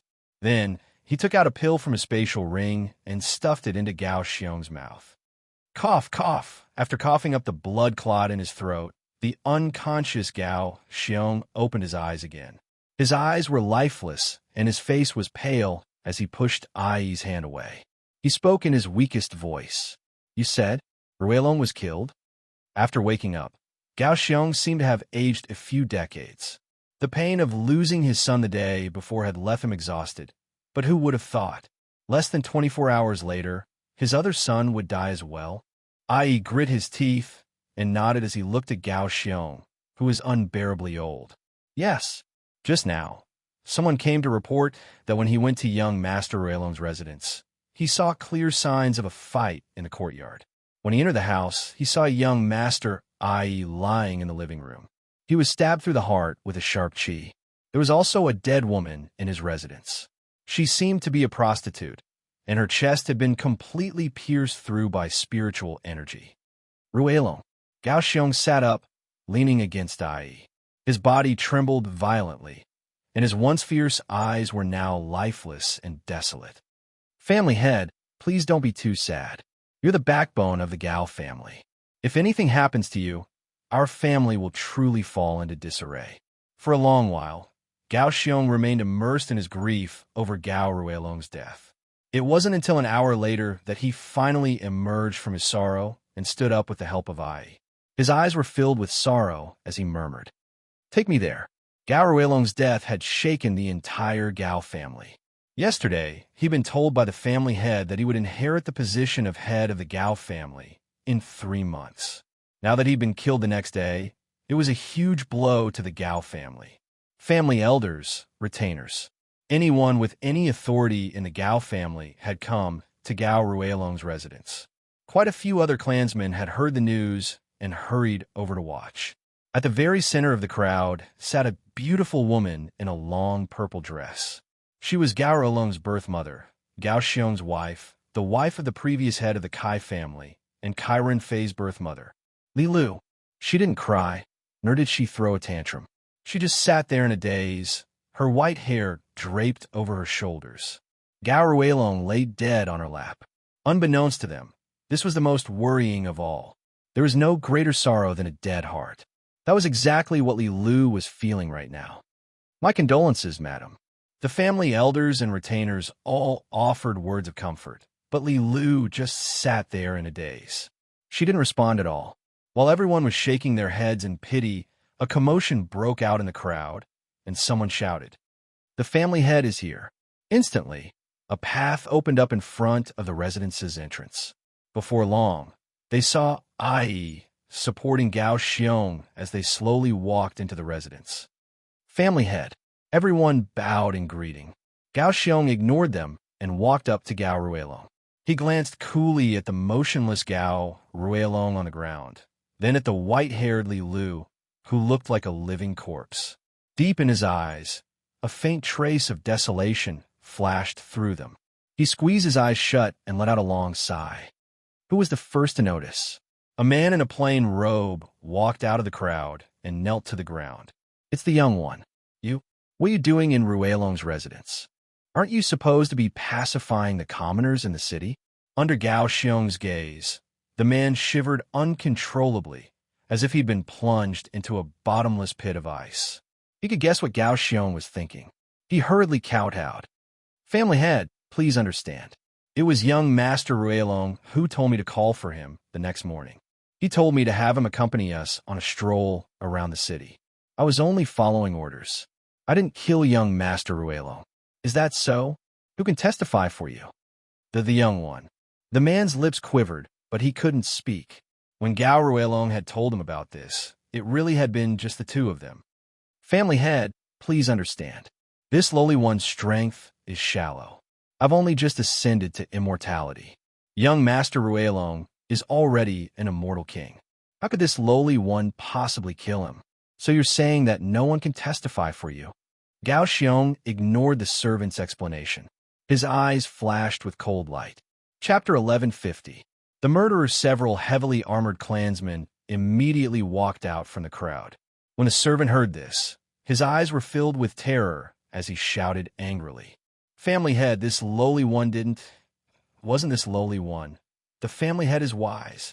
Drag him away. Gao Xiong's eyes were bloodshot. The armored men grabbed him by the arms and dragged him out of the courtyard. The cries of the servants spread to the ears of everyone in the courtyard. The surrounding onlookers all kept quiet out of fear. Even they knew what was going on. Even they knew that this servant definitely wasn't Gao Ruelong's murderer. However, Gao Xiong had still convicted him of the cruelest of crimes, death by 1,000 cuts. First Gao Yunting's death, and now Gao Ruelong's, had caused him to lose all sense of reason. Who else came to Ruelong's residence between last night and this morning? The onlookers lowered their heads. If anyone dared to say anything, they'd die, no matter how they tried to explain themselves. None of you are going to say anything? Gao Xiong swept his cold gaze across the crowd, then pointed at the dead prostitute. Who brought this woman here? Quite a few of the onlookers nervously clenched their fists.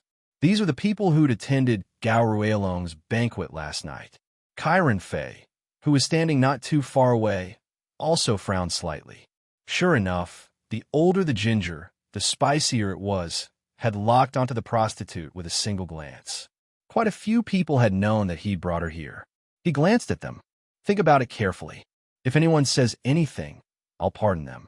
But if you don't, and I find out, then everyone who knows about this will die. Gao Xiong's sinister tone struck at everyone's mental defenses. Finally, a young man in luxurious robes stepped forward. When he saw him, Chiron Fei's pupils constricted. It's Chiron Fei. Last night, we were drinking with young Master Ruelong. Chiron Fei was the one who brought this woman to him. His finger pointed at Chiron Fei's position, and the surrounding people immediately looked over. When he sensed everyone's gazes, especially Gao Xiong's sinister gaze, Chiron Fei couldn't help but gulp. After a brief moment of hesitation, he took a few steps outside. Reporting to Lord Patriarch, this prostitute was indeed given to Brother Ruelong by me. However, the woman I sent is only an ordinary person with no cultivation base. She's not a threat to Brother Ruelong. Moreover, Brother Ruelong was stabbed in the chest, so it was clearly an enemy attack from the front. If it was someone I sent, then how could Brother Ruelong have been hit? Also, the woman I sent died in the courtyard. Patriarch, please investigate this matter clearly. Ren Fei is innocent. That makes sense. When Gao Xiong heard this, he nodded calmly. Chiron Fei squeezed out a smile, only to discover that Gao Xiong's expression had suddenly changed. But what if Ruelong doesn't resist? Lord Patriarch, she really is just an ordinary prostitute. But if she had a top-grade immortal item and tricked Ruelong into binding her hands and feet, would she be able to succeed? Gulp. Hearing this analysis, Chiron Fei immediately swallowed his saliva. Word for word, Gao Xiong's analysis was spot on. Speechless? Men, drag Chiron Fei away and execute him. As soon as he finished speaking, some of the surrounding soldiers stepped forward to drag Chiron Fei away. However, at that moment, Li Lu, who'd been sitting on the ground this entire time, suddenly looked up and roared at the armored soldiers. Stay your hand. A sharp cry rang out from Li Lu's mouth, and the armored soldiers also stopped, not daring to move recklessly. What are you all standing around for? Is she the patriarch, or am I? Gao Xiong roared. The armored soldiers hurried forward, but to their surprise, a dagger suddenly appeared in Li Lu's hand. She pressed it against her neck. Gao Xiong, Chiron Fei, is my son. I've already lost Rue Long. I can't lose him as well. If you dare kill him, I'll die right here and now. The dagger in her hand moved a little closer to her neck, and there was already a faint trace of blood flowing down along the dagger on her fair neck. When he saw this, Gao Xiong turned pale with fright and hurriedly said, Madam, you can't. Release Ren Fei. Li Lu didn't budge an inch. Seeing that she was threatening to kill herself, Gao Xiong hesitated for a moment, then sighed and waved his hand at the armored man. You may leave. Ren Fei, whose heart was already in his throat, also knelt on the ground with a bang and kowtowed vigorously. Thank you for sparing my life, patriarch. Gao Xiong glared at the kneeling Ren Fei, but didn't say a word. He'd rather kill 1,000 innocents than let one go. As far as Gao Xiong was concerned, Ren Fei was definitely the murderer. Moreover, he definitely had a motive. But Li Lu was the only person he treasured. He couldn't let her die. Madam, why go to such lengths? He sighed and walked up to Li Lu. His palm brimmed with immortal spiritual energy, and he placed it against her neck. Before long, the bloody wound on her neck transformed into a new pink scar. It wouldn't be long before it disappeared. It wouldn't affect her in the slightest. Her hand caressed Gao Ruelong's cheek, but at that moment, Ai opened Ruelong's hands. Ai hurried over to Gao Ruelong's side. He bowed deeply to Gao Ruelong, muttered an apology, then opened Gao Ruelong's hands. In the palm of his left hand, there was a piece of cloth that he was gripping tightly. Patriarch, Ai hurriedly handed the rag over to Gao Xiong. He unfolded the rag to reveal a light blue cloth with a white edge at the corner. This corner was clearly the corner of a pattern or symbol. Patriarch, the owner of this cloth should be young Master Ruelong's murderer, said Ai. Gao Xiong nodded faintly, then handed the rag to Ai and said, You're not going to be able to use it. Go investigate. Find out which faction this person belongs to. Your subordinate understands. Ai grabbed the cloth and left the crowd. Little did he know, Gao Xiong smiled bitterly to himself. What a despicable method. Based on his many years of experience, he could tell that someone had maliciously framed him. Of course, that didn't eliminate the possibility that they really were the culprits. However, the former was more likely. Still, this was his only lead. Yenting had died because the Shao family wanted him dead. As his father, he'd had no choice. In the end, he hadn't even been able to bury him. Now that Rue Long was dead, there was no way he could swallow his anger. If he did, he'd be the same Gao Xiong who could make the entire Sky Great District tremble with a stomp of his foot. A quarter hour later, Ai hurried over and whispered into Gao Xiong's ear. When he heard Ai's words, Gao Xiong's expression changed. After a moment's hesitation, he gnashed his teeth and roared, Assemble the army! Assemble the army! Attack upheaval! It was better to kill 1,000 innocents than to let one go. Chapter 11:51. Gao Xiong's plans. When he heard Gao Xiong's order, the armored Ai's first reaction was to calm him down. A year ago, upheaval was nothing more than a drop of water in the ocean among the multitude of new factions. After a year's worth of development, upheaval was now a scourge of ferocious beasts. Although upheaval's existence hadn't affected the Gao family's power, it was still a force to be reckoned with. More than 50% of the lower lands territory was under upheaval's control. If Gao Xiong were to attack them now, it would be like throwing an egg against a rock. However, when he saw Gao Xiong's expression, he swallowed his words of consolation. Yes, sir. He cupped his fists towards Gao Xiong, kicked off his heavy armor, and disappeared from the courtyard. Ai's duty was to obey Gao Xiong's orders without question. This had always been his code of conduct, so he could silently carry out his orders under these circumstances. However, the clan's elders and retainers were different. Although they were all members of the Gao family, They had an absolute relationship of mutual benefit. Upheaval was too powerful. They couldn't possibly allow Gao Xiong to make a decision that could lead to the destruction of their family. Patriarch, I suggest you think twice before you act. After I left, an old man with a hooked nose stepped out of the crowd. When they saw him, they made way for him. Gao Xiong looked him straight in the eye, then shook his head. Gao Xiong, the Gao family has only recently undergone such an unforeseen event. Now, for your own selfish desires, you're going to push your entire family into a corner. The old man clasped his hands behind his back and glared at him. Gao Xiong laughed. If it was your son who died, I wonder if the great elder would still be able to speak so righteously? For a moment, the old man was at a loss for words. Gao Xiong silently glanced at Gao Ruilong's corpse, then arranged for him to be buried. Then, in front of everyone, he took out a token with lightning stripes on it from his ring. When he saw the medallion, the old man who'd been about to speak up shut his mouth. This medallion was a communication token between the Gao family and the Shao family of the Divine Mountains. The Gao family might not be able to contend with upheaval on its own, but if the Shao family joined in, the onlookers all had strange looks on their faces. If the Shao family really could take advantage of this opportunity to eliminate upheaval and take its resources for themselves, the Gao family's power would rise to unprecedented heights. When he noticed everyone's gazes, Gao Xiong smiled indifferently. They talked about the future of their families, but in reality, they were just cunning people who only thought about their own interests. However, this was understandable, and there was no need to blame them. Gao Xiong didn't pay any more attention to those who were trying to shut up. He tightly gripped the command medallion in his hand. If they wanted to deal with upheaval, it was their only bargaining chip. Don't just stand there and do nothing. Try contacting the other factions and tell them we're going to deal with upheaval. Upheaval's been rising too quickly lately, and there are definitely quite a few clans on the Divine Mountains who view it as a thorn in their side. Go contact the clans with connections to the Divine Mountains. It's about time we reorganize the factions in the lower lands. As the head of the Gao family for so long, Gao Xiong was no ordinary person. It might seem like he'd lost all reason to deal with upheaval, but in truth, this was all part of his plan.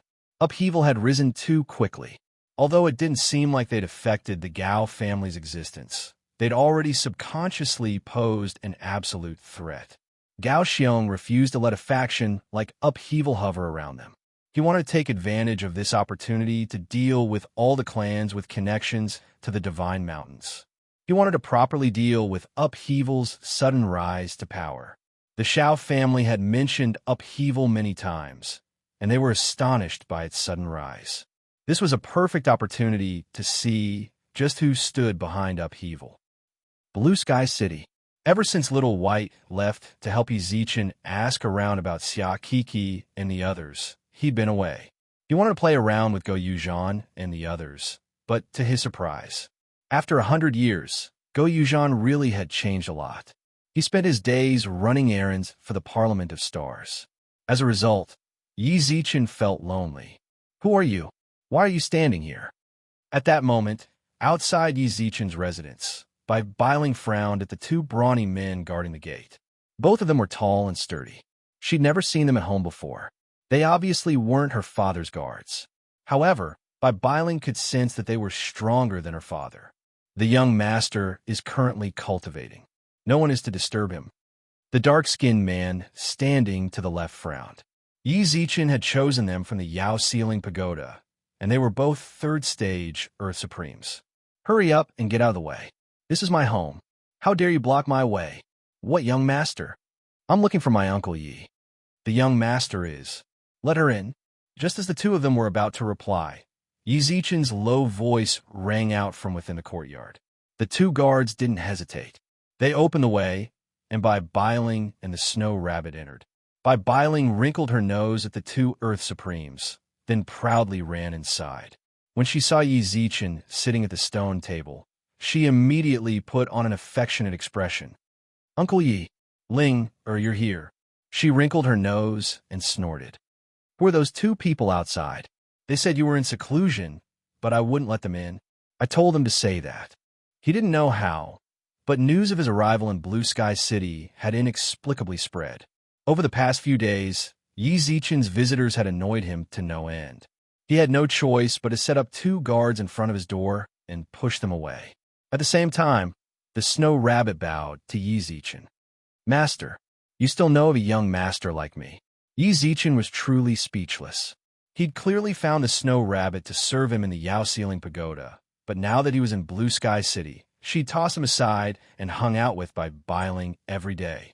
He was tempted to toss her back into the Yao Ceiling Pagoda, but when he thought about how difficult it had been for her to leave and how much Bai Ling liked her, he decided he might as well let her stay by her side. "Don't be mad at Big Sister Snow Rabbit, Uncle Yi. I was the one who wanted her to follow me. If you want to blame someone, blame Ling, all right?" As she spoke, she blinked repeatedly. When Yi Zichen saw her adorable expression, something was wrong. Although he hadn't known by Bailing for long, he knew her personality like the back of his hand. She didn't put on airs or put on airs. Something was definitely wrong. Yi Zichen sensed something was off. He narrowed his eyes and snorted. Chapter 1152. Lustful Heart. "Hey, Uncle Yi, what are you talking about?" Bai Bailing pouted. "I'm your junior. Can't I come and greet you?" Bai Bailing blinked, then grabbed Yi Zichen's sleeves in a cute, playful tone. Yi Zichen didn't know why, but when he looked at her, he felt that she was a demon. Were all women who deliberately acted cute like this? Of all the girls he knew, only Xia Kiki ever spoke to him like this. Didn't that mean she'd been faking it all along? Impossible.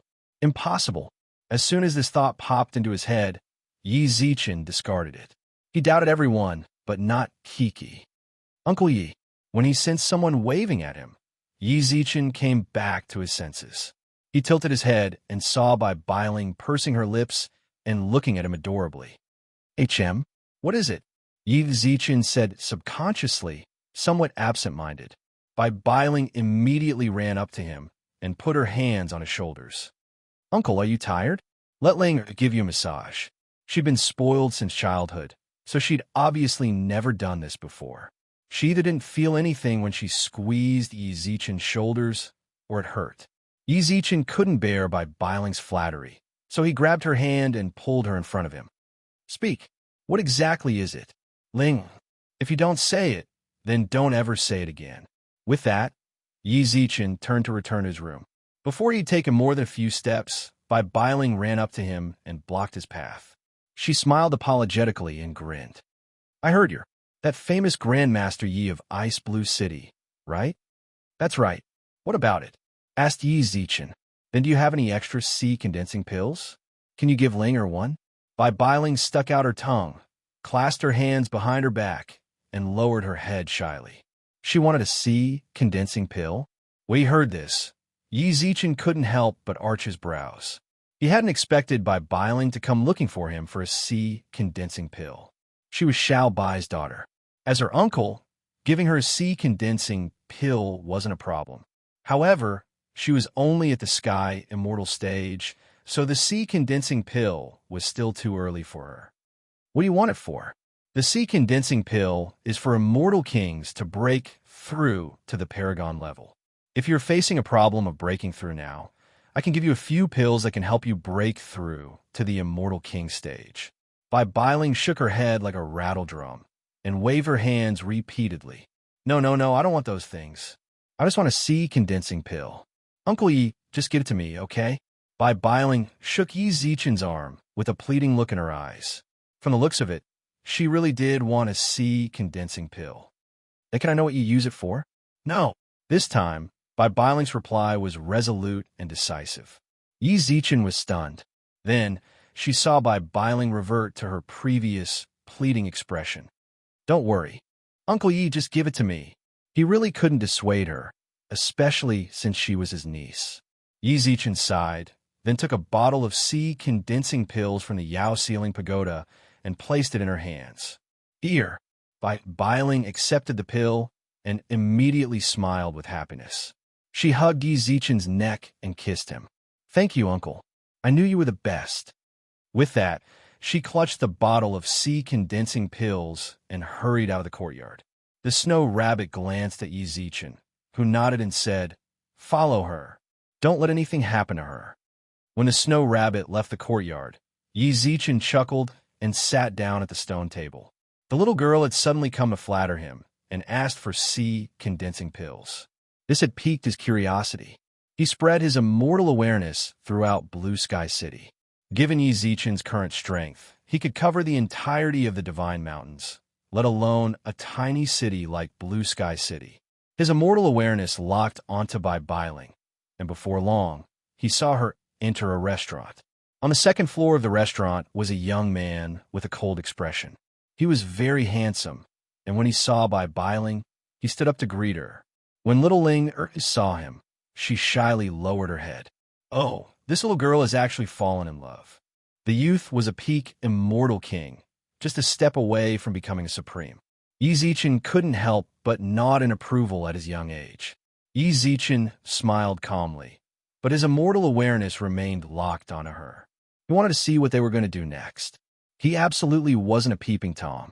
He just wanted to help his precious niece, Lil Ling. Hey, didn't you say you'd been stuck at the peak immortal king level for a long time? Here's a sea condensing pill for you. Bai Bailing, who was sitting at the table, blushed as she pushed the bottle of sea condensing pills toward the youth. This, when the youth heard that, his face lit up with shock. This was understandable. Every immortal king knew how precious sea condensing pills were. A while ago, he'd heard that Grandmaster Yi was selling sea condensing pills in Ice Blue City, but unfortunately, he was short on money. He couldn't afford to buy one. However, the youth didn't refuse such a precious sea condensing pill. He stowed it into his spatial pouch without so much as glancing at Bai Bailing. When Yi Zichen saw this, he couldn't help but frown. He wasn't particularly worldly.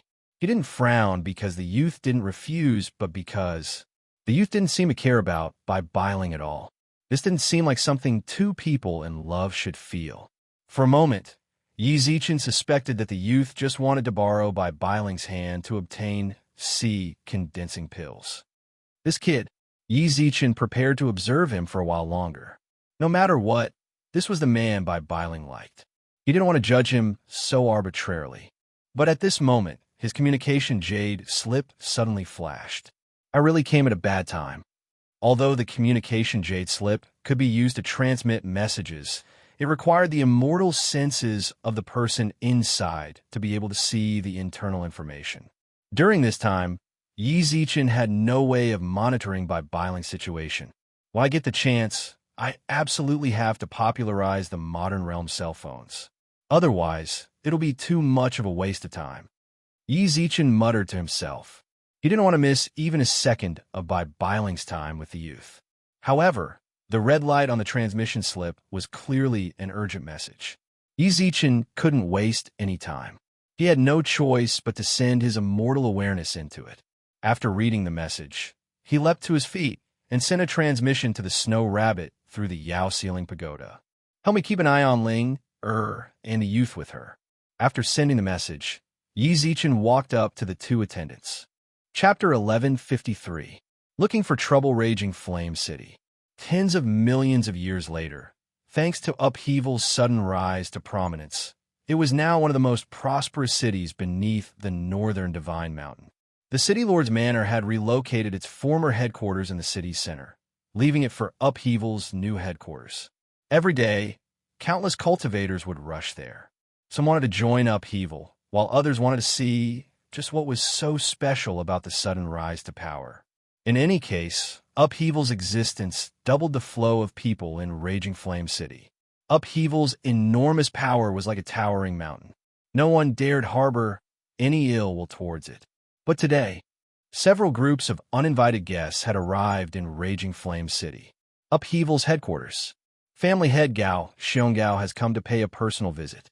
Apologies for not going out to greet you. Wei Jia walked out from the back of the gang's reception hall. He wore long silk robes embroidered with countless formations. His lips curved into a smile as he glanced coolly at the group. He cupped his hands in greeting, then sat down in the center of the hall. In the main hall, the seats on both sides were already filled. These people were all elders and guests who held great power in the gang. They might not be the strongest in the gang, but they were the most loyal people in the gang. When upheaval had just been established, the human immortal experts Wei Jie had recruited were among them. However, they were no longer human immortals. They had all become sky immortals. They'd suddenly received word and hurried over. "Take a seat." He glanced at the person next to him, who immediately produced a chair and placed it in the corner of the hall.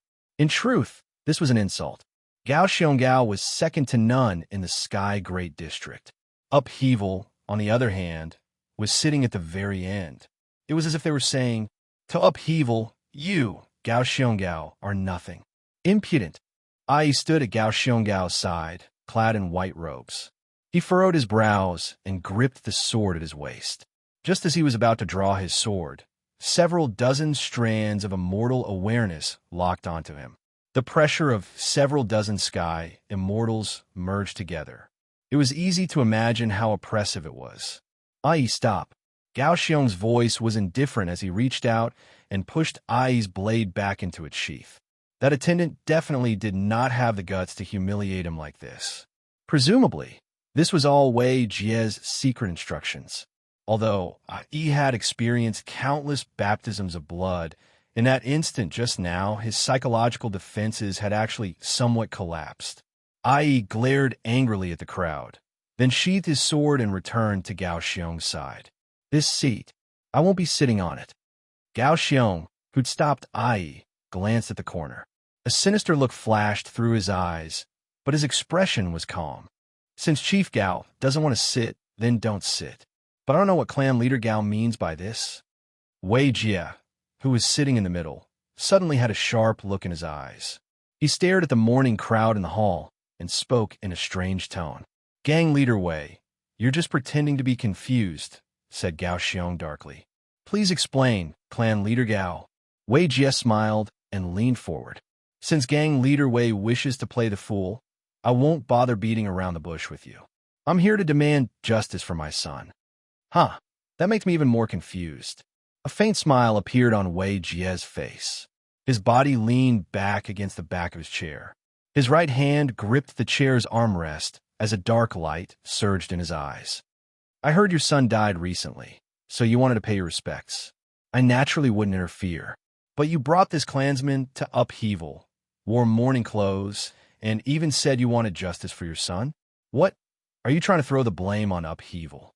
Gang leader Wei, you don't want to admit it." Gao Xiong's expression was extremely unsightly. But how could this sort of verbal threat affect Wei Jie in the slightest? "It's not that I don't want to admit it, it's that I can't. Gao Xiong, if you know what's good for you, hurry up and take your men with you and scram. I don't have the time to waste with you. If you want to use your entire family to make an enemy out of Upheaval, then we'll accompany you to the end. What on earth happened? Why'd you call us over in such a hurry?" Within the city lord's manor, the heads of the Liu and Wu families had received word from the city lord and hurried over. Upheaval's appearance had forced the three families to abandon all competition. No matter how ambitious they were, they couldn't shake Upheaval's position. Gao Xiong suddenly came to Raging Flame City today. "I'm sure you've heard about this." WNG Lei frowned at Wu Wangguang and Lu Qing. Given his understanding of his two old rivals, there was no way they wouldn't know about Gao Xiong's sudden appearance. Sure enough, both of them nodded their heads. Then Wu Wangguang said, "Didn't he go to Upheaval? It seems he came with ill intentions, but Upheaval is no longer the same as it was a year ago. Even if Gao Xiong represents the entire Gao family, he won't pose a threat to Upheaval." Lu Qing nodded when he heard this, expressing his affirmation. What if it's not just the Gao family? As soon as WNG Lei said this, Wu Wangguang and Lu Qing's expressions changed. WNG Lei continued, "There are at least 1 million people outside Raging Flame City. They've surrounded the entire city. Based on the information I've received, quite a few of these families are from the Sky Great District. They're in contact with the Divine Mountains, but they don't recognize many of them. I'm afraid they're from the other Divine Mountains." "What? People from the other Divine Mountains have come as well?" Wu Wangguang and Lu Qing were stunned. WNG Lei nodded. "That's not the main point. Think about it carefully. Upheaval's recent rise to power has truly left everyone dumbfounded. But who has been affected the most by his rise? The Divine Mountains. Lu Qing furrowed his brows. Yes, the divine mountains. Now that so many families have banded together, I'm not worried about the million immortals outside. I'm worried about people from the divine mountains. Lu Qing and Wu Wangguang cried out in alarm. They glanced at each other and realized the gravity of the situation. Upheaval was powerful, but that was only below the divine mountains. There was still the divine mountains above them. If people from the divine mountains came down and hardened their hearts to deal with upheaval, Gao Xiong has come with ill intentions, Lu Qing said gravely. If people from the divine mountains really do want to deal with upheaval, it's hard to say what the outcome will be. Why would it be hard to say? Upheaval's rise to power was simply too rapid. Furthermore, the resources and wealth it displayed left everyone dumbfounded. No one dared to say for sure whether or not upheaval had the support of the divine mountains. In that case, we have a very important choice before us. WNG Lei furrowed his brows. Chapter 1154. Chapter 1154. A million immortals, the courtyard suddenly fell silent. In truth, given their level, they couldn't participate in a conflict of this scale. However, their choices would determine the future of their families. After a long silence, Wu Wangguang was the first to speak. Our Wu family has no choice. We'll definitely stand on upheaval's side. When the time comes, if they really want to deal with upheaval, our Wu family will definitely lend a hand, even if our strength is meager. The patriarch said that we should befriend Sir Yi, replied Lu Qing. Although he wasn't very direct, his intentions were clear. Actually, I was thinking the same thing. After they voiced their opinions, WNG Lei pursed his lips into a smile. Staying neutral was actually the best decision for him. He was different from the Lu and Wu families. The Lu family had an immortal king, while the Wu family had Wu Di. However, it was precisely because of this that, although the Wang family had been the city lord for the past year, they'd always felt as if they'd been pressured by the other two families. Choosing sides now was the best opportunity for him. As for upheaval's defeat, he didn't believe it at all. They'd risen to power so quickly, but they definitely had the support of an expert. Of course, if he made the wrong bet, he'd face utter annihilation. This was a huge gamble. Our three families are all on upheaval's side, so there's nothing left to discuss. Let's all return to our clans and make preparations. In a moment, I'll send word to Boss Wei and tell him about the situation outside the city. He'll be prepared. In a moment, I'll send word to Boss Wei and tell him about the situation outside the city. That way, he'll be prepared. A heavy immortal pressure permeated the entire hall. The instant Wei Jie's voice faded, everyone in the hall tensed up. When Ai sensed the hostility in the hall, he hefted his sword pagoda and stepped forward, his fierce eyes scanning his surroundings. If anyone in the hall made the slightest move, or if Gao Xiong gave the order, he'd unhesitatingly swing his sword at their heads. Boss Wei, you're quite brave. Gao Xiong clapped his hands in admiration, his half-lidded eyes flashing with a venomous light. It seems upheaval has long harbored ill intentions towards our Gao family. For them to dare say something like this, I'm afraid they have someone from the divine mountains backing them. I just don't know, Boss Wei. But can you tell us just who's backing you? The Four Directions Palace, the Spiritual Connection Tower, the Profound Pavilion, the Assembly of Saints, or the Sea of Innocence. Behind the Gao clan stood the Shao clan, the clan of the Thunder Emperor. Among those who dared to clash head-on with the Thunder Emperor, only these few factions would be able to contend against him. Gao Xiong pointed out these powers because he wanted to see if he could see anything fishy from Wei Jie's expression. However, what disappointed him was that Wei Jie's eyes remained calm and composed from beginning to end. He didn't give himself away at all. Do you need to care about that? Wei Jie couldn't help but smile calmly. As the gang leader, he knew better than anyone who stood behind upheaval. He also wanted to have the support of these powers. He knew all of the powers Gao Xiong had just mentioned. They were all peak powers of the Divine Mountains. But as far as he knew, Yi Zichen was just an independent cultivator. However, he wanted to use this feeling of being in the clouds to confuse Gao Xiong so that he wouldn't be able to guess. At this moment, a gang member suddenly appeared beside Wei Jie. The member whispered a few words into his ear, and Wei Jie's expression immediately changed. Are you telling the truth? I can't be sure, but I heard the news from City Lord Wang. I doubt it's fake. All right, I got it. You can leave now.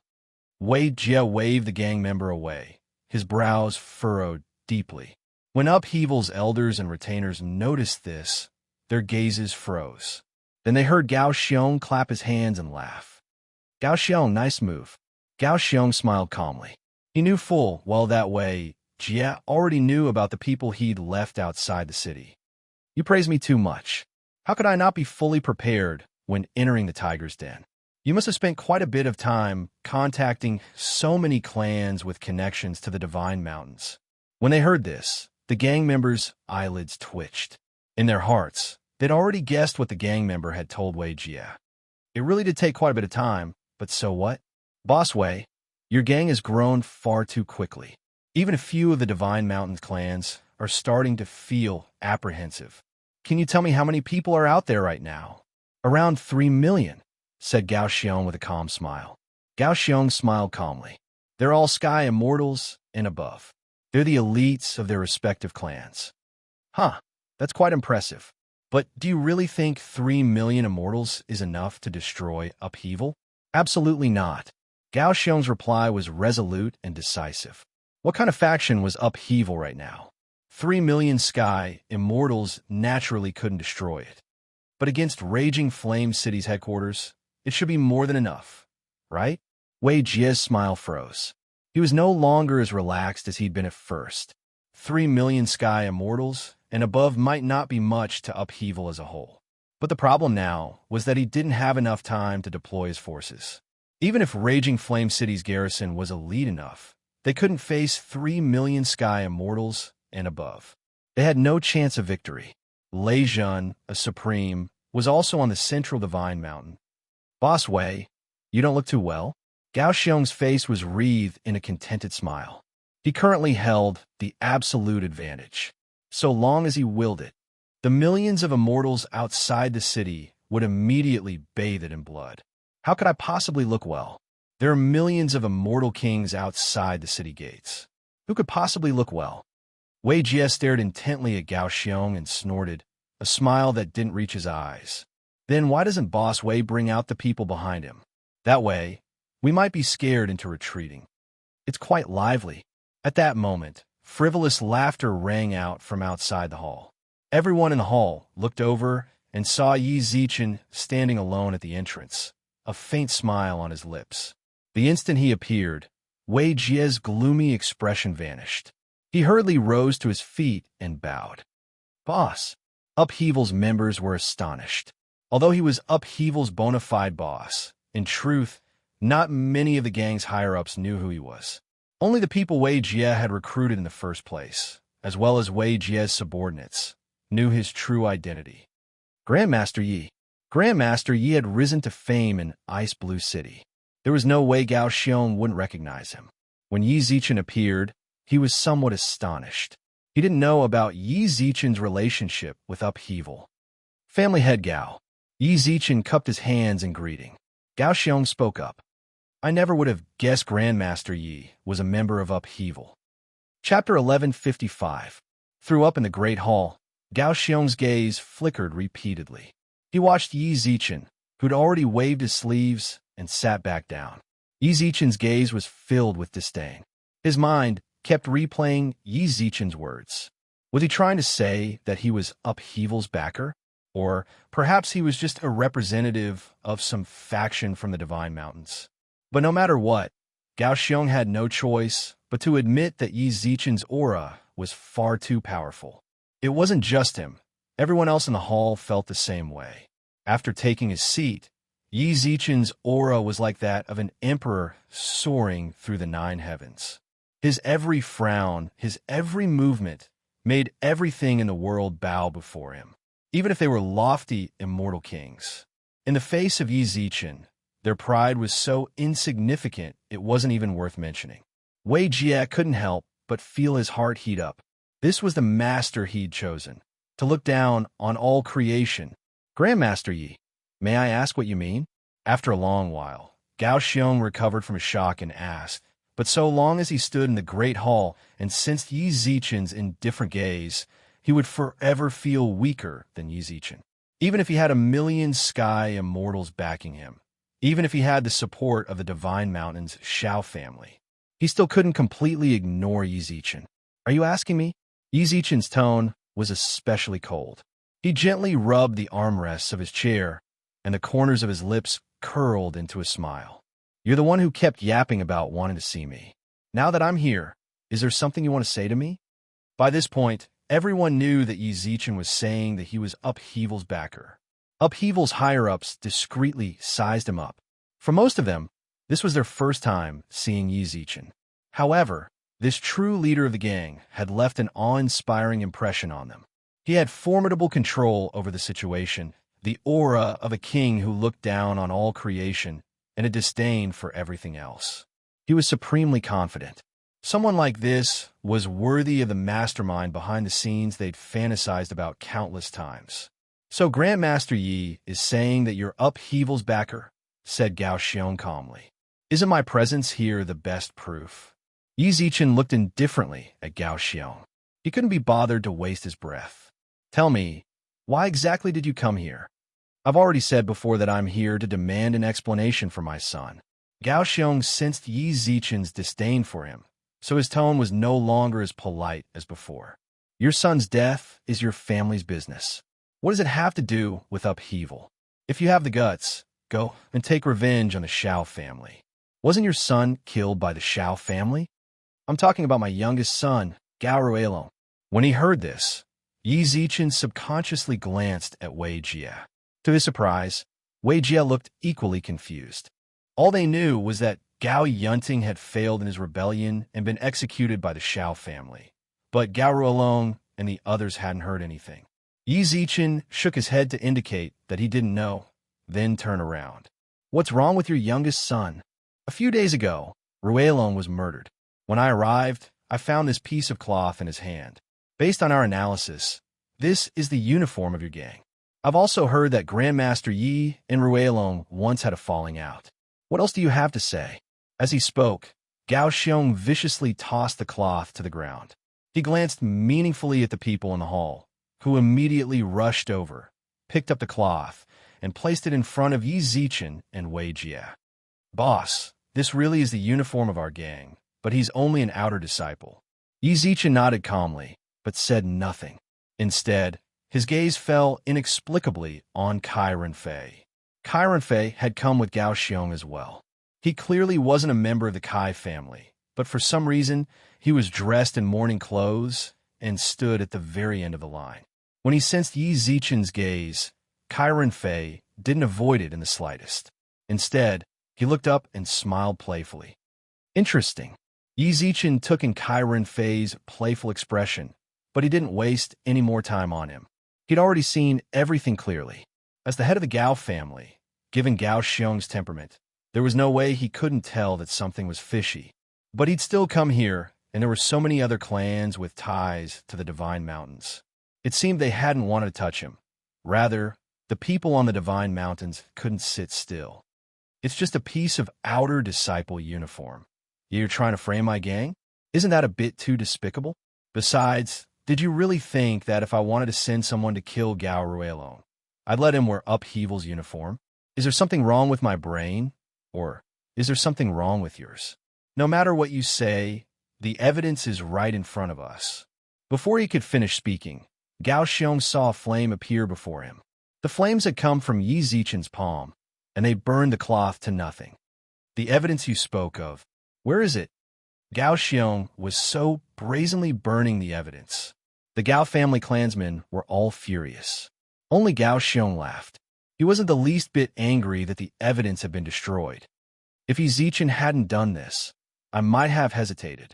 But now that you're so eager to burn the evidence, I'm even more certain of my suspicions. Hey, do you guys smell something strange? For some inexplicable reason, Yi Zichen had suddenly said something like that. Everyone in the hall looked at him in confusion. Then, they saw him cover his nose with his hand and point at Gao Xiong as he spoke. Family head Gao, you ate beans this morning, didn't you? Gao Xiong furrowed his brows. He had no idea what Yi Zichen was planning. Of course, regardless of whether Gao Xiong gave him an answer or not, Yi Zichen was certain. Otherwise, why would you spout so much bullshit? Grandmaster Yi, Gao Xiong's expression darkened. What's the point of beating around the bush? Fine, I'll give you a satisfactory answer right now. I sent people to kill Gao Ruelong. What do you do to me? Yi Zichen's tone was brimming with disdain and arrogance. Since Grandmaster Yi says so, I have nothing else to say. All I can do is let those sky immortals attack the city, right? Before Gao Xiong could finish, Yi Zichen coldly cut him off and clapped his hands. Suddenly, Jiao Qi and Meng Huairong appeared within the Yao Ceiling Pagoda, their expressions cold and grim. They knelt on one knee, and a few people were bound to their sides. Chapter 1156. People from the Divine Mountains. Jiao Qi cupped his fists and lowered his head, his expression grim. 7 people stood by his and Meng Huairong's sides. They were none other than the clan heads Gao Xiong had contacted. The clan heads had all been captured, and 1,000,000 sky immortals had been executed. His words were like a clap of thunder that reverberated through the hall. Gao Xiong's pupils constricted, and the members of Upheaval, as well as Lil, One, and the others, were utterly astonished. How long had it been? Less than an hour had passed since Yi Zichen entered the hall, and Jiao Qi and the other clan heads had arrived to report the news of the death of 1,000,000 sky immortals. That was 1,000,000 sky immortals and above, and more than 20% of them were immortal kings. Such a huge team had actually been completely annihilated in less than an hour. No matter how one listened to it, this was an impossible task. Gao Xiong was no longer as calm as before. He focused his gaze and spread his immortal awareness outwards. Yi Zichen sensed this, but didn't stop him. Instead, he let him. He saw it. All he saw was a sea of blood. The majestic army of millions of sky immortals had been utterly routed. In front of them were 4 armies of 1,000 strong. They'd landed in 4 corners of Raging Flame City, harvesting the immortals' lives as if they were harvesting wheat. Perhaps they'd truly been scared out of their wits, but the surviving immortals put down their weapons and knelt in front of the city gates in surrender. At that moment, Gao Xiong's immortal awareness was forcibly severed. Have you seen enough? As he stared in shock, he heard Yi Zichen's calm voice. When he looked up, he saw Yi Zichen smiling and tapping his fingers on his chair. Obviously, Yi Zichen was the one who'd severed his immortal awareness. Gao Xiong was a peak immortal king. Given his strength, he could have condensed his sea long ago and become a supreme. However, for the sake of the Gao family, he'd done his utmost to restrain his strength and compress his immortal energy. This constant compression made him stronger and stronger. Although he wasn't a supreme yet, he was already stronger than one. Furthermore, his immortal awareness had long since surpassed the limits of an immortal king. If Yi Zichen could destroy his immortal awareness with a snap of his fingers, just how strong was he? Then there was Meng Huairong and Jiao Qi, who were kneeling on one knee. They looked like Yi Zichen's subordinates, but he couldn't see through them either. You think you can deal with Upheaval with just that? You're dreaming. Yi Zichen smiled mockingly at Gao Xiong, then got down from his chair. Ai immediately unsheathed his blade and shielded Gao Xiong behind him. However, the instant he drew his sword, everyone in the hall, including the other members of Upheaval who'd been waiting outside, took out their natal spiritual treasures and surrounded Ai and the others. All of you stand down.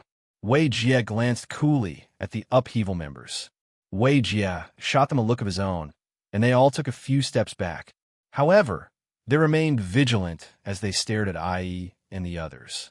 Quite loyal. Even at a time like this, he is still wholeheartedly protecting his master. Yi Zichen's eyes brimmed with undisguisable admiration, but then he suddenly changed the topic. However, our little show is over. It's time to end it, you. In the blink of an eye, Ai pressed his sword against Gao Xiong's neck. This scene caused the people in the hall to turn pale with fright.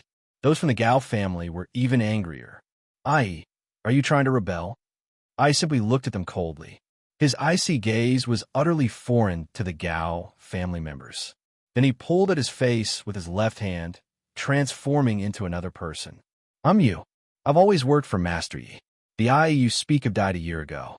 You. Back in a modern realm, he tried to assassinate Yi Zichen, but failed. Then, after Yi Zichen rescued his niece, he'd wept tears of gratitude. Although the two of them hadn't interacted much after that, he'd always remembered Yi Zichen's kindness. In a way, it was fate. When Yi Zichen first entered Ice Blue City, he'd coincidentally run into him. It was also around that time that Yi Zichen had placed him in the Gao family to keep an eye on them. Everyone in the hall was dumbfounded by Yu's display of his true identity. However, just as they were digesting this dramatic turn of events, "Boss, Gao Xiong is contacting the Divine Mountain." As Wei Jie cried out in surprise, everyone's gazes fell on him. They saw that he was holding the token imprinted with lightning in his hand. Yu, who was wielding a sword, chopped off his hand as fast as he could, causing blood to splatter onto his body. However, it was too late. The command medallion flashed with lightning. Gao Xiong, who'd lost his left arm, laughed arrogantly. "Die, all of you!" Boom! Thunder rumbled in the heavens outside the hall. It was as if someone had torn a hole in the sky, and three figures clad in lightning-patterned Taoist robes stepped out of it. The Lightning Emperor's Shao family's inner sect disciples. Their appearance caused heaven and earth to pale in comparison. Every step they took seemed to shatter the entire sky. Howling gales swept through the skies above Raging Flame City, threatening to destroy the world. Violent lightning wreaked havoc above the city. Just as it was about to land, the Liu family ancestor appeared in the center of the city, just as he'd done to stop Yi Zichen's wrath. Barrier. The light barrier enveloped the entire city, but this time, when the lightning raged, the light barrier shattered like a thin piece of paper, and the ancestor vomited blood as he fell to the ground. Ancestor. Lu Qing rushed over with an anxious expression.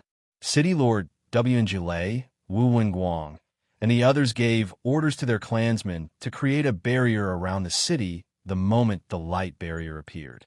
However, even immortal kings couldn't resist it. How could they?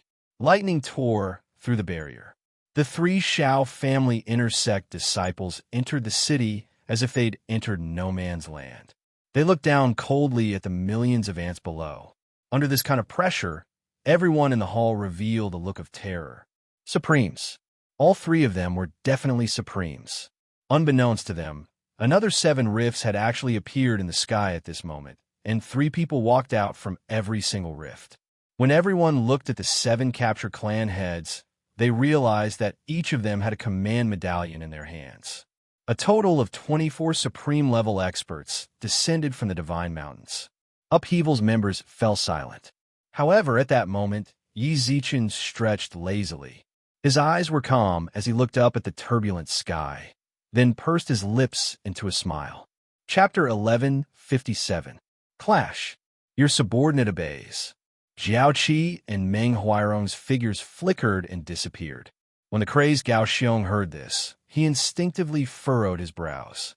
Why was it that everyone from the Divine Mountains had come? Yet it was as if Yi Zichen had everything under his control. Don't try to act mysterious. This time, we've brought a total of 24 Earth Supreme-level experts from all 8 Divine Mountains. Do you really think your puny subordinates can do anything? Gao Xiong laughed coldly. Yi Zichen shrugged non-committally in response to his angry rebuke. Who knows? Yi Zichen's expression relaxed as he looked outside the city. Suddenly, he closed his eyes and placed his hands in front of his chest. He wasn't praying for Jiao Qi and Meng Huairong. Rather, he was mourning for the people who died. He clearly had the means to prevent disaster from descending upon the city. But in order to ensure that everything went smoothly, he'd forced the civilians to suffer. Don't blame me. After a long moment of silence, Yi Zichen's eyes snapped open. He looked out at Raging Flame City, which had been destroyed by the heavenly lightning. He looked at the civilians who died horrible deaths. His expression, however, was grave and solemn. Kindness didn't command soldiers, and righteousness didn't amass wealth. At a time like this, Yi Zichen had no time for soft-heartedness. Even though they had gathered all the elites of the three great clans in the city, they were still unable to stop the rolling thunder from falling from the sky. Violent lightning wreaked havoc throughout the city, destroying it beyond recognition. Are they trying to destroy Raging Flame City? Even the Liu family's ancestor couldn't help but sigh helplessly. Their Liu family had existed in Raging Flame City for generations. How could they just stand by and watch as the city was destroyed? He stooped and burned his blood essence, wanting to leave behind a layer of protection for this city. However, in the face of the heavenly lightning, his defenses were utterly fragile. Isn't it just a minor faction from the lower Divine Mountains? Is there need to muster so many people? Said the exalted god from the Divine Mountain. As he spoke, he clasped his hands towards the people from the other Divine Mountain clans. His voice was filled with disdain as he looked at Flame City. The rest of the people from the Divine Mountains nodded. They were all Earth sovereigns, and there were even a few nine-stage Earth sovereigns among them, existences that were only a step away from the heavenly sovereign realm. Using them to deal with a minor faction from the lower Divine Mountains was making a mountain out of a molehill. Stop complaining. I heard a thing or two about upheaval from the lower Divine Mountains. Everyone must have come here for it. Let's get rid of them quickly so that we can report back to the clan. In the sky, a handsome young man with long hair said indifferently as he held a divine sword in his hand. He was a disciple of the Longevity Sword Sect. Although the Longevity Sword Sect's background wasn't as great as the Shao family's, it was still a considerable power in the southeastern Divine Mountain. This disciple was the most outstanding disciple that the Longevity Sword Sect had produced in the past 1,000 years. He was also the one most likely to inherit the title of Sword Saint. Chun Qinghe. I didn't think the Longevity Sword Sect would send you, Brother Chun. The only man among the three yellow-robed cultivators cupped his hands and smiled. He was one of the leaders of the Yellow Wind Sect. The remaining few groups also cupped their hands together and smiled. Chun Qinghe, who was standing in the empty space like a moon surrounded by stars, softly smiled and shook his head. However, his eyes landed on the Lightning Emperor trio, who were standing within the Thunderbolt with cold and indifferent expressions. Even the Lightning Emperor's Shao family sent an intersect disciple, let alone the Longevity Sword Sect. Compared to the Lightning Emperor's Shao family, the sects that had arrived through the void were indeed not on the same level. However, they could see that every Divine Mountain had sent a faction. Only the Northern Divine Mountain hadn't sent anyone. Brother Xiao Zhan, what should we do next? Chun Qinghe lowered his demeanor and asked in a questioning manner. This was also the warning given to him by the sect master before he came down. Dealing with upheaval was a small matter. Even destroying it and splitting its resources was a small matter. Once he descended the mountain, he absolutely had to establish a good relationship with the Shao family. If the Longevity Sword Sect wanted to take another step forward, it needed a powerful backer that the entire God Realm feared. When you came here, just do as the sect said, but do your best to end things quickly. The spiritual energy here is too thin. It's making me uncomfortable. Since Brother Shao isn't feeling well, why don't you wait a moment and leave the fighting to us? Chun Qinghe cupped his hands, fawning. The other factions realized that this was an opportunity to befriend the Shao family, so they nodded. The Shao family members nodded as well. They didn't refuse their good intentions. They crossed their arms and didn't move. The other factions didn't waste any more time. They took out their treasures and locked onto Upheaval's position. Boom! Among these people, Chun Qinghe was the first to make a move. With the divine sword in his hand, his sword flashed. It seemed capable of sundering the heavens itself. It sliced through the air and headed straight for Upheaval. However, just as it was halfway there, another beam of sword light flashed past. It collided with Chun Qinghe's sword light and was annihilated. The others on the Divine Mountain furrowed their brows. Only then did they realize that Jiao Qi and Meng Huairong had appeared in their line of sight. Before Chun Qinghe and the others could react, Jiao Qi and Meng Huairong charged right at them. "You're looking to die," roared the people on the Divine Mountain. Their treasures glowed brightly as they charged. To their astonishment, however, Jiao Qi and Meng Huairong were completely suppressing them. The three Xiao family members, who'd been watching from the sidelines, furrowed their brows. Ninth Stage Supreme. They were all Ninth Stage Supreme experts. They could sense Jiao Qi and Meng Huairong's strength. However, the two of them were a little too ridiculously strong. Chun Qinghe had several Ninth Stage Supreme cultivators with him, yet the two of them were suppressing them. This was the Divine Mountain. Upheaval actually had Supreme-level experts. It seemed they really did have the backing of a Divine Mountain family clan. They couldn't just watch from the sidelines. If they kept watching, Chun Qinghe and the others would lose in less than 300 moves. They didn't hesitate any longer. The three Xiao family members controlled their lightning and rushed onto the battlefield. Perfect, they wanted to see just which faction Jiao Qi and Meng Huairong belonged to. Rumble. A bolt of heavenly lightning suddenly crashed down on Jiao Qi and Meng Huairong's heads. They'd sensed it long ago and dodged. They took a few steps back and smiled calmly at the people on the Divine Mountain. "Thank you for your help, Brother Xiao." Chun Qinghe cupped his hands at them. His eyes were grave, and his body was drenched in sweat. The other cultivators from the Divine Mountains felt their chests churn. They had to say, Chapter 1158. I'll let you live, the sect master was right. Upheaval really does have the support of the Divine Mountains, said a member of the Longevity Sword sect. Someone from the Longevity Sword sect spoke up. This place was beneath the Sacred Mountain, after all. After reaching the Prime Stage, one would have to ascend to the Sacred Mountain. The Supremes who could remain here had all been sent down by the Divine Mountains, and they didn't show themselves in public.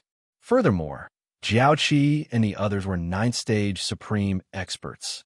Most likely, the Divine Mountains faction supporting Upheaval had received word ahead of time and sent them to protect Upheaval. Once we return to the Divine Mountains, we have to explain things to the sect and investigate which faction they're supporting. The power structure of the lower lands has long since been set in stone. Upheaval supporters are allowing them to swallow up the lower lands' resources and influence. They're destroying the balance of the Divine Mountains. You're right. We have to investigate this thoroughly when we return. There's no way a Ninth Stage Earth Supreme can leave no trace when they descend the Divine Mountains. As the people of the Divine Mountains spoke in unison, Meng Huairong, who'd retreated far away, spoke up. "You're from a Xiao family, aren't you?" "That's right." Xiao Zhan responded coldly, but his eyes were full of seriousness. His bolt of lightning just now had been extremely crafty. In his opinion, even if Jiao Qi and the others could dodge it, it shouldn't have been that easy. After receiving Xiao Zhan's response, Meng Huairong pursed her lips into a smile and looked at Jiao Qi. "The young master told us to take care of the Xiao family. Let's stop fooling around. Hurry up and call the rest of our brothers over. Capture these guys and report back." "All right." Jiao Qi nodded calmly, then saw Meng Huairong raise her right hand into the air. The people of the Divine Mountains furrowed their brows and watched her movements vigilantly. They thought she was going to use some sort of divine technique, but all they saw was a beam of light. Of course, this didn't make them lower their guard. As they watched their surroundings, they saw thousands of people fly through the air from all four corners of Raging Flame City. Thousands of supreme-level auras gathered together. The faces of the people of the Divine Mountains darkened. Supremes. They're all Supremes. Surrounded by thousands of Yao-ceiling pagodas, Earth Supremes, and Sky Demons, the newcomers from the Divine Mountains were shocked. How is that possible? No force can send thousands of Earth Sovereigns down the mountain at the same time. There's no way the other powers on the Divine Mountains wouldn't have noticed if they were really making such a big move. The experts on the Divine Mountain cried out in alarm. At that moment, Xiao Zhan's pupils constricted. "You are demons." The rest of the experts from the Divine Mountains subconsciously looked at Xiao Zhan, then at Jiao Qi and Meng Huairong. Meng Huairong nodded with a smile. "You guessed correctly."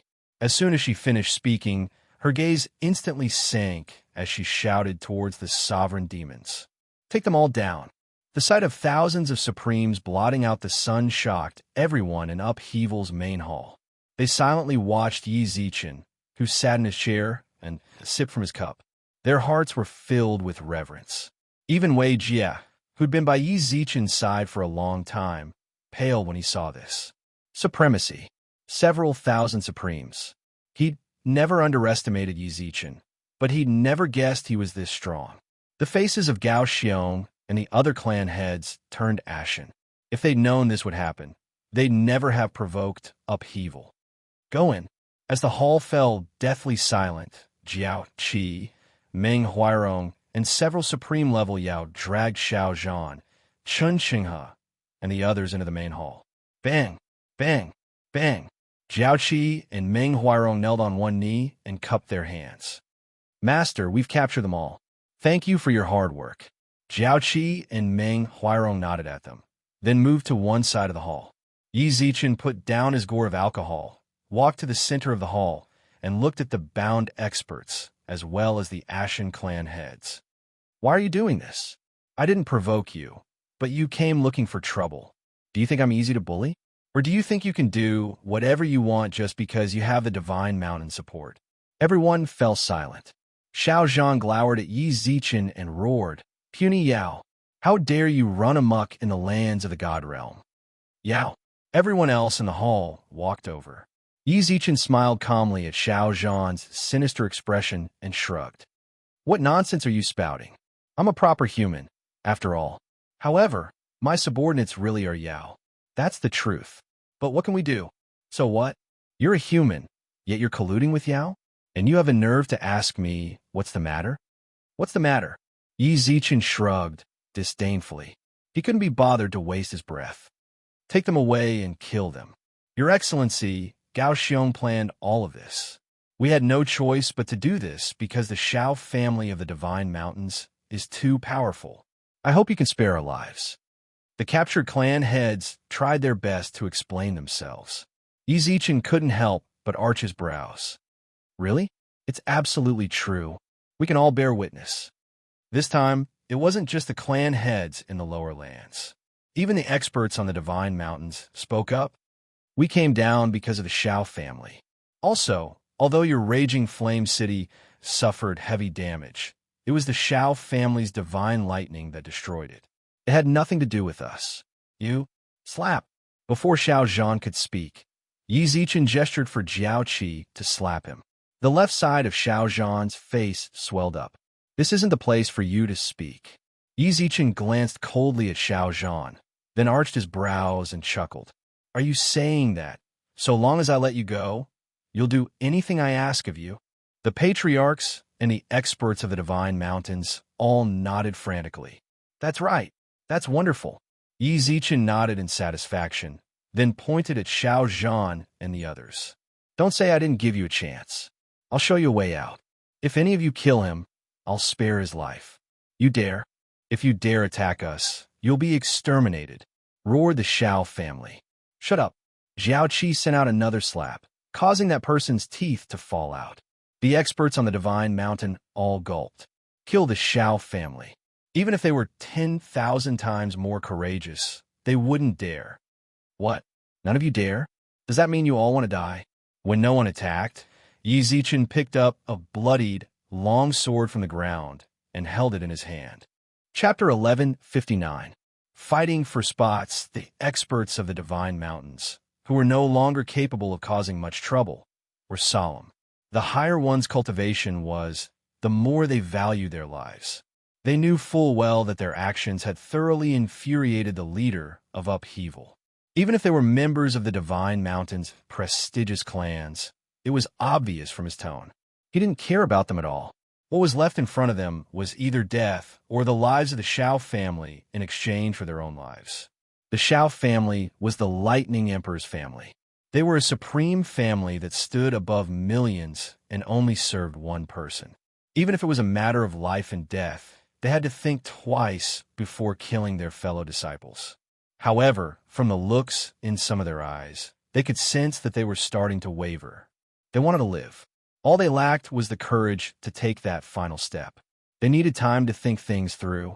Naturally, Yi Zichen noticed this as well. Among them, Chunqing's gaze was the most intense. Although he knelt on the ground with his head bowed, He clenched his fists and glanced at Xiao Zhan and the others more than once. How about this? I don't think a life for a life is enough. How about this? So long as any one of you kills a member of the Xiao family, I'll let all three of you go. Yi Zichen deliberately increased the temptation, then glanced at Chun Qinghe. He discovered that as soon as he proposed this strategy, Chun Qinghe's gaze grew more and more relaxed. He was already on the verge of speaking. Let's see who dares. Xiao Zhan was the strongest of them all, so Jiao Qi had been standing by his side this entire time to prevent him from suddenly attacking. The instant he opened his mouth, Jiao Qi slapped him across the face, causing the entire right side of his face to swell.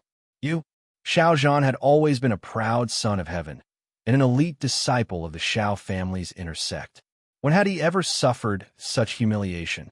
He struggled so hard. His eyes practically popped out of their sockets, and the veins in his neck bulged. However, at that moment, a sharp dagger pressed against his neck. The tip of the dagger sank a few centimeters deep, and blood flowed out, dripping onto the floor. In the blink of an eye, he felt Jiao Qi's cold aura behind him, as well as a chill on his neck. He had no choice but to calm down and swallow the vicious words that were about to come out of his mouth. At the same time, Yi Zichen glanced at the bloodstains in the hall. Don't kill them in the hall. I don't want their blood to dirty my floor. Tie them up and take them outside. By the way, seal their mouths. Hearing them speak will dirty my ears. Jiao Qi, Meng Huairong, and the others immediately tied everyone up and carried them out. Yi Zichen looked at Chun Qinghe and the others. You should also consider it quickly. My patience is limited. Outside the hall, even though Xiao Zhan and the others had all been captured, the pitch-black sky, flashing with lightning, and the howling gales still made them feel a deep sense of oppression. In the courtyard outside the Great Hall, Xiao Zhan and the others, including Gao Xiong and the others, were all tied up in ropes. They knelt in a row under the command of an Earth Supreme Yao from the Yao Ceiling Pagoda. Chun Qinghe and the others were also under the watch of the demons in the Yao Ceiling Tower. They stood opposite these people. Yi Zichen sat on a chair to one side of the courtyard. He held a glass of wine in his hand and watched everything calmly. I've given you enough time to consider. Have you made up your mind? Almost at the same time, the people on Xiao Zhan's side and Chun Qinghe's side raised their heads and looked at the people opposite them. Xiao Zhan and the others' gazes were filled with warning. Their opponents didn't dare attack. As for Chun Qinghe and the others, they were conflicted over whether to attack or not. If you're not going to say anything, then fine. Let's just kill them all. Yi Zichen didn't give them any more time to hesitate. As soon as he finished speaking, he turned to Jiao Qi and shouted, Jiao Qi, do it. When Jiao Qi heard that, he walked towards the people on the Divine Mountains. The struggle in Chun Qinghe's eyes grew stronger and stronger. Wait a moment. Chun Qinghe, whose gaze was constantly changing, raised his hand after a few struggles. The two people from the same sect beside him looked at him with shock in their eyes. What? Yi Zichen chuckled. I'll listen to you. Chun Qinghe's eyes were bloodshot, and his expression was ferocious. Right now, he didn't care about the Lightning Emperor's Xiao family, nor did he care about the consequences of killing them. He wanted to live. Yi Zichen smiled at him and nodded. As soon as Chun Qinghe finished speaking, the only male disciple of the Yellow Wind sect smiled bitterly and stepped forward. Senior Brother Huang. The other two female disciples couldn't help but call out. Senior Brother Huang shook his head, shrugged, then turned to Yi Zichen and said, I'll listen to you as well. I'll listen to you. No matter what, I can't let my two junior sisters die here. Senior Brother. The Yellow Wind sect's female disciples were visibly moved. They naturally didn't want to die, but the difference between their sect and the Lightning Emperor's Xiao family was far too great. They didn't have the courage to take that final step. They knew full well just how much pressure Senior Brother Huang was under when he made this decision. He was the son of the sect's vice-sect head. By doing this, he put the entire Yellow Wind sect on the opposing side of the Lightning Emperor's Xiao family. That's right. There's still one more spot. Instantly, the representatives of the other divine mountains spoke up simultaneously. They glanced at each other, Then Yi Zichen shrugged and said, "There's only one spot left. There's only one spot left. Since so many of you want it all." Before he finished speaking, a young man with an especially immature face among these people killed the other 4 competitors, including the other 2 disciples of those 4 competitors, at lightning speed. A 9th stage Earth Supreme.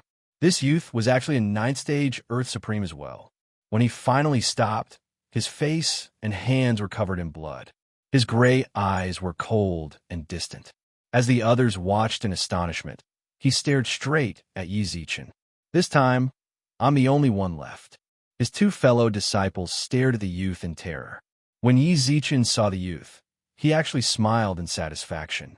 "All right, I'll leave this spot to you." He snapped his fingers, and a demigod artifact appeared in front of Chun Chenghe, Senior Brother Huang, and the other youth. They landed on the ground. "Do it." This sentence was like a death knell. Xiao Zhan and the others were bound and gagged.